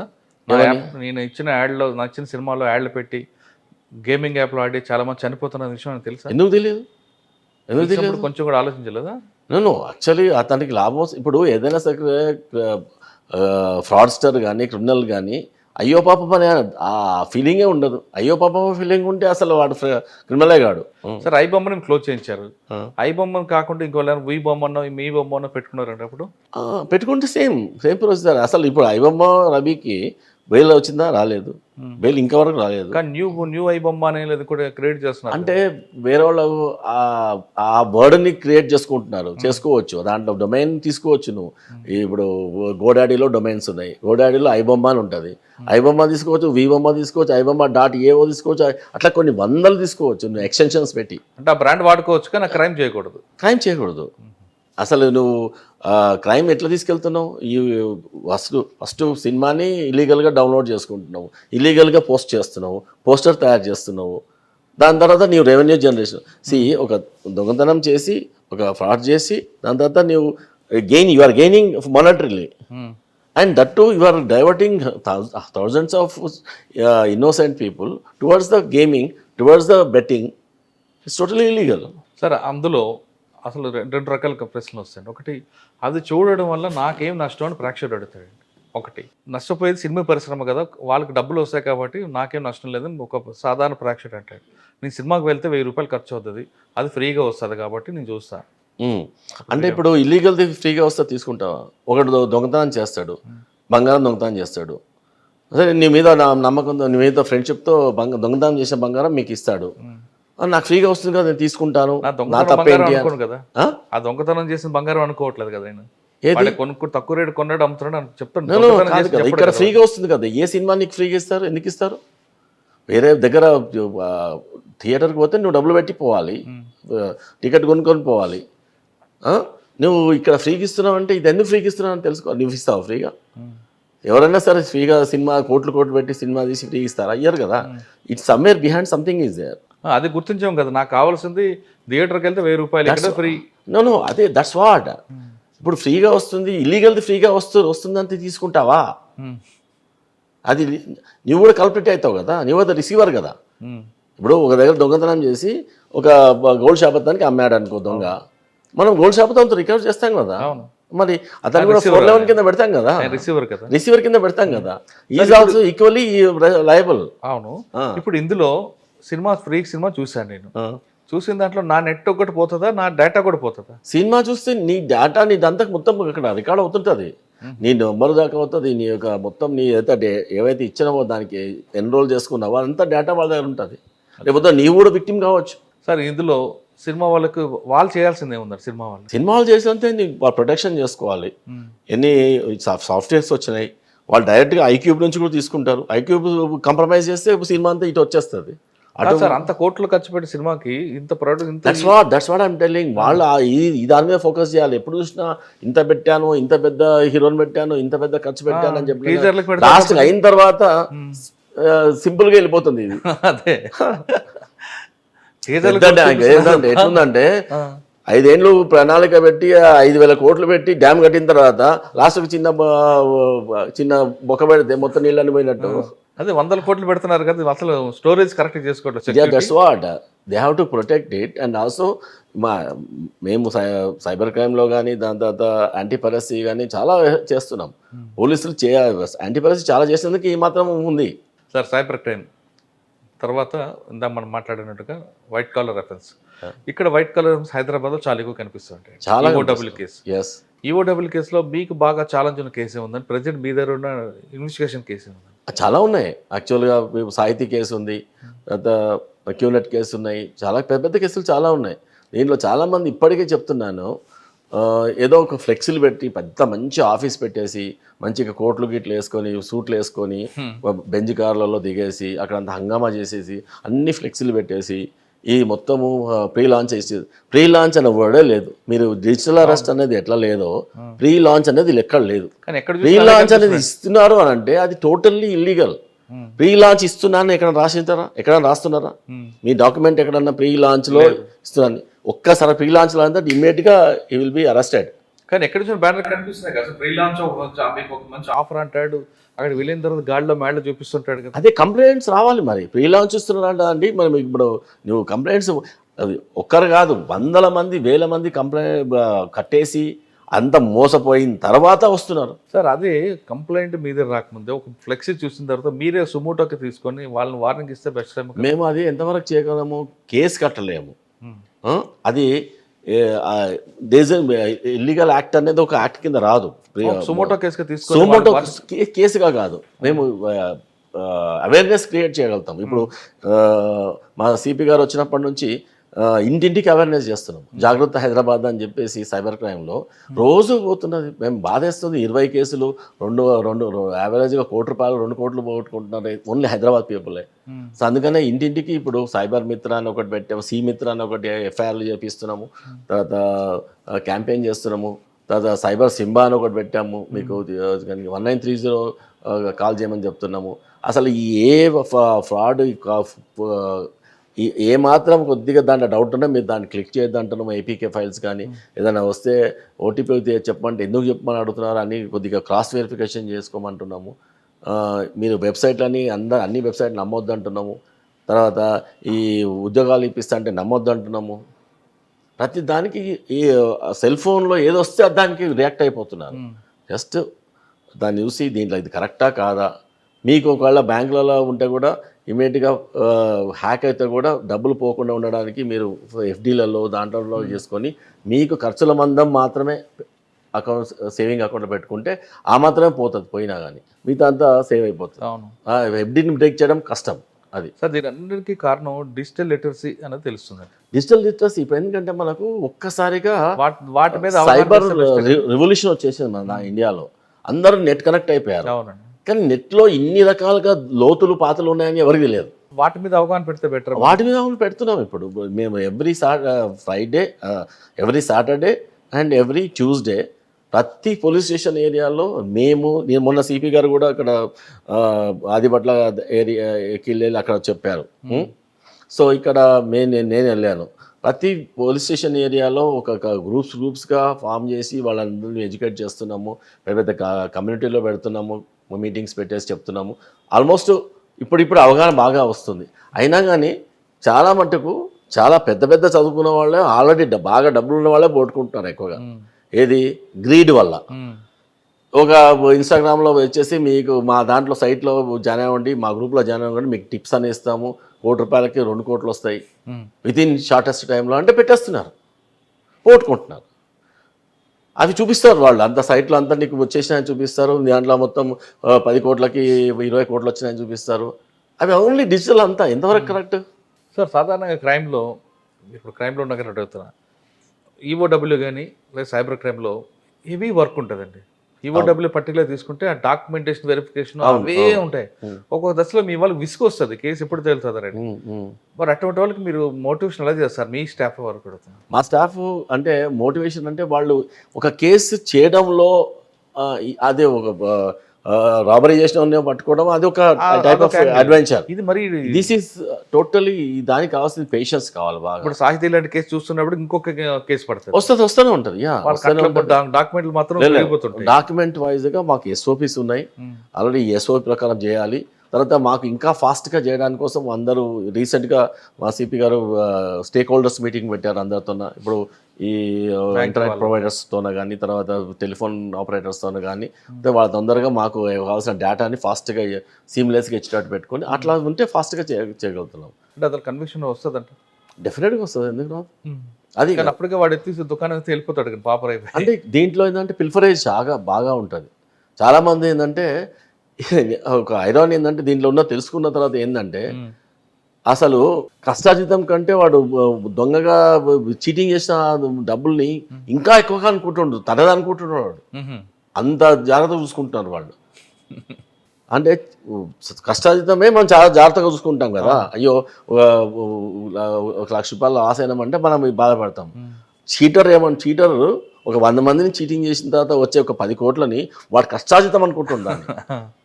సార్ ఒక చీటరు మీరు దాచుకుంటున్నాడు, మరొక చీటర్ ఏం చేస్తాడంటే ఇలాగ అడ్డగోలుగా సంపాదించింది సినిమాల్లో పెట్టేవో లేదు ఇంకో పెట్టి నష్టపోతున్నాడా, లేదు మీరు అన్నట్లుగా దాచుకొని ఇంకా దాచుకోవాలనుకుంటున్నాడు. సాధారణంగా ఒక ఫ్రీలాన్సర్ చేసిన అందరూ కాదు, కొందరు మాత్రం పెట్టిన తర్వాత హంగామా చేస్తారు, తర్వాత దుకాణం ఎత్తేస్తారు. ఇక్కడ పెట్టుకున్నాడు మిడిల్ క్లాస్ మ్యాన్ మాత్రం నష్టపోతుంటాడు. ఆ చీటర్ ఒపీనియన్ మైండ్ సెట్ ఏముంటుంది అని చాలా మంది మాట్లాడి ఉంటారు కదా. ఆ చీటర్ మైండ్ సెట్ అంతా లావిష్ ఖర్చు పెట్టడము. చాలా వరకు చూస్తే ఇప్పుడు 100 కోట్లు చీటింగ్ చేసిన తర్వాత లాస్ట్ మిగిలేదు 2-3 కోట్లు కూడా ఉండట్లేదు చూస్తే నిజానికి. అయితే ఏమైందంటే లాస్ట్ ఒకడైతే 12 లక్షలు స్విగ్గీకే పెట్టిండు. స్విగ్గీ 12 లక్షలు ఏం తిన్నవరా అంటే 12 లక్షలు స్విగ్గీకే ఖర్చు అయింది చూస్తే. ఏం తిన్నాడండి? తిన్నాడో తినిపించాడో కస్టమర్లందరికి ఇప్పిస్తున్నాడా ఏం చెప్పాడు అంటే వాళ్ళది చీటర్స్కి ఏంటంటే ఆ వస్తుంటది సగం కంటే ఎక్కువగా అటు ఇటుగా పోతుంటది. అంటే వీని మీద పారాసైట్స్ ఉంటారు కదా, వీని దోచుకొని తింటే వాళ్ళు చాలా మంది ఉంటారు. వాళ్ళు దోచుకుంటుంటారు, వాడు తెలుసు వాడిని దోచుకుంటున్నారని. వీడు పెద్దగా దోచుకుంటున్నాడు, వాడు చిన్నగా 10 మంది వీని దోచుకుంటుంటారు. 12 లక్షలు స్విగ్గీయా అంటే సినిమా తీసే నష్టపోయినంటే అనుకోవచ్చు. అట్లా ఎక్కడెక్కడ దాచిపెట్టుకునేది కంటే కూడా ఎక్కువగా చూస్తే అంత డేటా అంతా బయటకు. ఇప్పుడు దాచిపెట్టుకునేది ఆల్మోస్ట్ ఓపెన్ సోర్స్, అంతా సోర్స్ వెళ్ళిపోతుంది. కొంటే నువ్వు భూములు కొంటావు, కొంటే రియల్ ఎస్టేట్లో పెడతావు, లేకపోతే స్టాక్ మార్కెట్లో పెడతావు, ఇంకా మెటల్స్ కొంటావు, ఇంకేముంటాయి తీసుకోవడానికి. సార్ ఇటువంటి ఫ్రీలాన్స్ వెంచర్లకి కొంతమంది ఒక సెలబ్రిటీ ఫోటో చూపించి వాళ్ళకి మోసం చేస్తుంటారు. వాళ్ళని పెట్టారు కదా అని ఇటు మిడిల్ క్లాస్ మ్యాన్ కూడా డబ్బులు పెడతారు. ఇప్పుడు ఇక్కడ మీరు వీళ్ళ వెంచర్ మీద వేస్తారా, వీళ్ళు పబ్లిసిటీ చేసిన సెలబ్రిటీ ముందు కేసు పెడతారా? సెలబ్రిటీ కూడా లైబ్లో అవుతారండి. ఎందుకంటే సెలబ్రిటీస్ ప్రతి వెల్ నోస్ నేను ఓన్లీ అడ్వర్టైజ్మెంట్ చేస్తున్నానంటే రేపు పొద్దున ఆర్డిఎక్స్ లేకపోతే గాంజా నేను అమ్ముతున్నాను, సెలబ్రిటీని నీకు 10 లక్షలు ఇస్తా వచ్చి చేయమంటే చేస్తావా? అలా గంజా అని చెప్పాం కానీ వేరే పేరు చెప్తూ చేస్తాం. లిక్కర్ ఉంది, లిక్కర్ కాకుండా సోడా అంటాడు. అలా గాంజా కాకుండా ఇంకో పేరు పెడతాం చేస్తాం. అసలు నువ్వు ఒక రెస్పాన్సిబుల్ సిటిజన్ అయితే రైట్, ఇది కరెక్ట్. రెస్పాన్సిబుల్ సిటిజన్ అయితే నీకు ఆ డిజర్న్ చేసి ఇది గాంజానా కాదా, నేను దేని చేస్తున్నాను, నీకు ఆ మాత్రం కామన్ సెన్స్ ఉంటుంది కదా. అదే సోషల్ రెస్పాన్సిబిలిటీ. సోషల్ రెస్పాన్సిబిలిటీ నీకు లేనప్పుడు రేపొద్దున నీ కొడుకే గాంజాకి అలవాటు పడ్డాడు అనుకో, నీకు ఎట్లుంటుంది? నాకైతే డబ్బులు వచ్చేసినాయి. అదే this is absolutely is to be discussed. అందరూ కేవలం డబ్బుతోనే ఏది కాదు, లాస్ట్కు డబ్బు ఏది రాదు. నీ 100 కోట్లు 1000 కోట్లు సంపాదించిన కూడా సింపుల్గా లాస్ట్కు ఈరోజు చనిపోతే సో అండ్ సో పేరు పెట్టి కూడా పిలవరు, బాడీని లేపండి అంటారు. అవును, నువ్వు ఎన్ని కోట్లు వదిలిపెట్టినావని కాదు, ఎంత మంచి నువ్వు వదిలిపెట్టినావు అని ఇంపార్టెంట్. అది ఆలోచిస్తే ఈ సొసైటీలో క్రైమే తగ్గిపోతుంది కదా. అసలు అట్లా ఆలోచించాలి. ఎవరు ఏదో పూర్తిగా గతి లేనివాడు వాడిగా ఏదంటే ఒక మజబూరికి చేసిండు ఏదో ఒక దొంగతనం అంటే అది వాడికి మజబూరికి చేసిండు అంటే, నువ్వు 1000 కోట్లు సంపాదించుకొని ఇంకా కోట్లు సంపాదించుకొని సార్, అంత కోట్లు సంపాదించిన తర్వాత రోజుకి ఎన్నిసార్లు తింటారండి వాళ్ళు? అందరు తిన్నారు అంతే కదండి. అంతే కదా. ఆ లాస్ట్ కాదు ఒక్క రొట్టె కూడా తినేవాడు.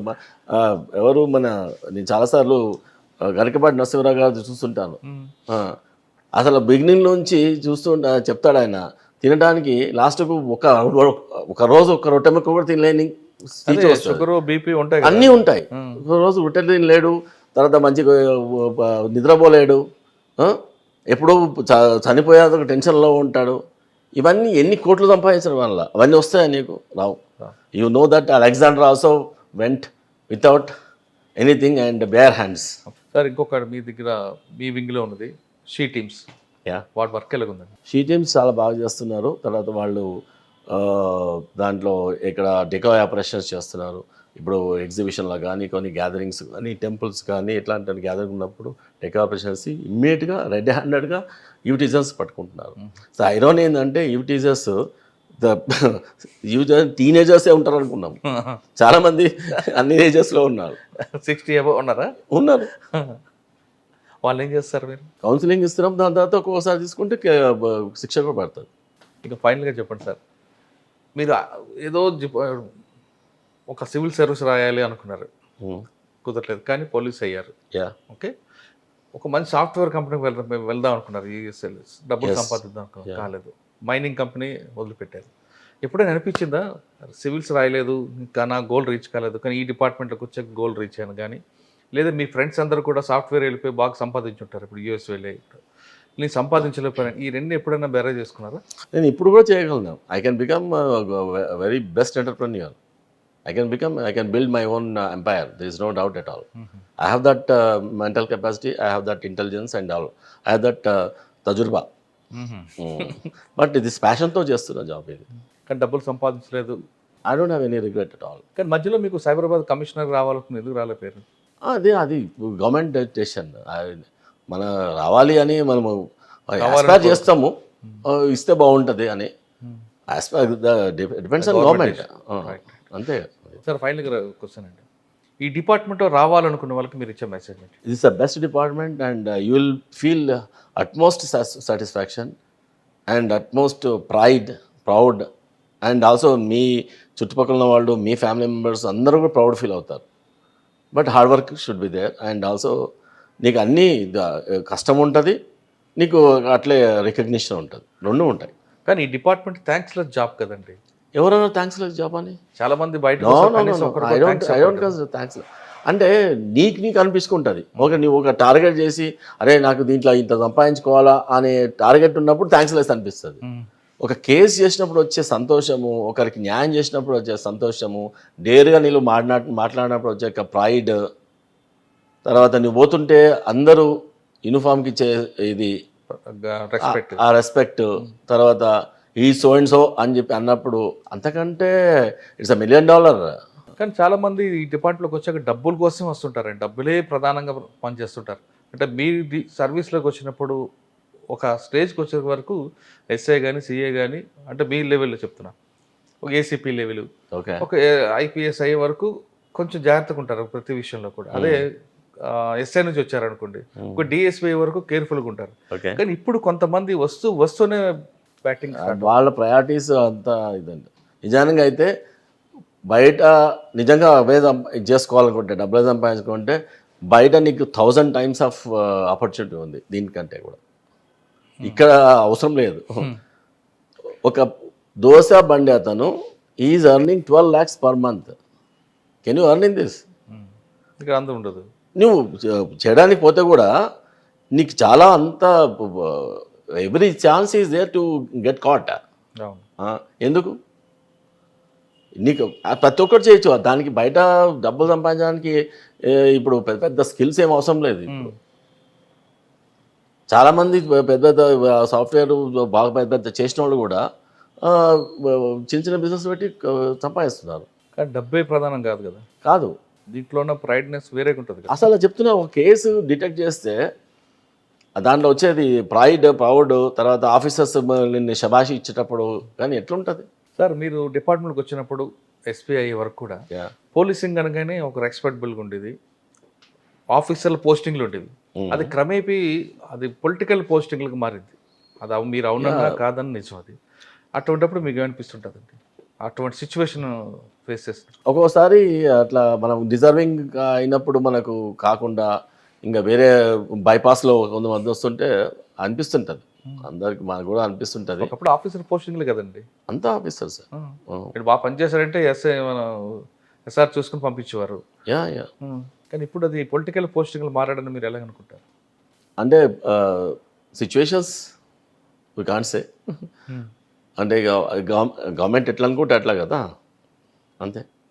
We are the government servants after all, as the same citizen servant. ప్రజలకు సేవ చేయాలంటే the best platform police department అంటున్నారు శ్రీనివాస్ గారు. ఇక్కడికి వచ్చిన తర్వాత పనిచేసింది ఇష్టపడి పనిచేస్తే అందులో ఉన్న గర్వం, అందులో ఉన్న గౌరవం వేరేగా ఉంటుంది అంటూ చెప్తున్నారు.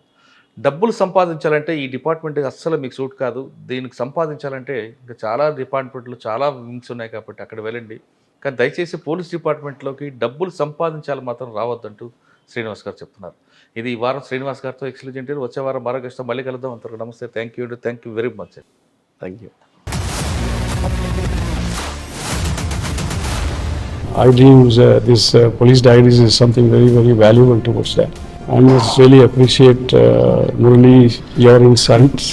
I dreams founder and CEO చిన్న వాసుదేవ్ రెడ్డి గారితో మురళీధర్ క్రైమ్ స్టోరీస్ చాలా ఫేమస్ అయిపోయినాయి. Gautam Savan garu and something else. Good. Well done. I congratulate him for doing so well, and I congratulate him his boss also. So well.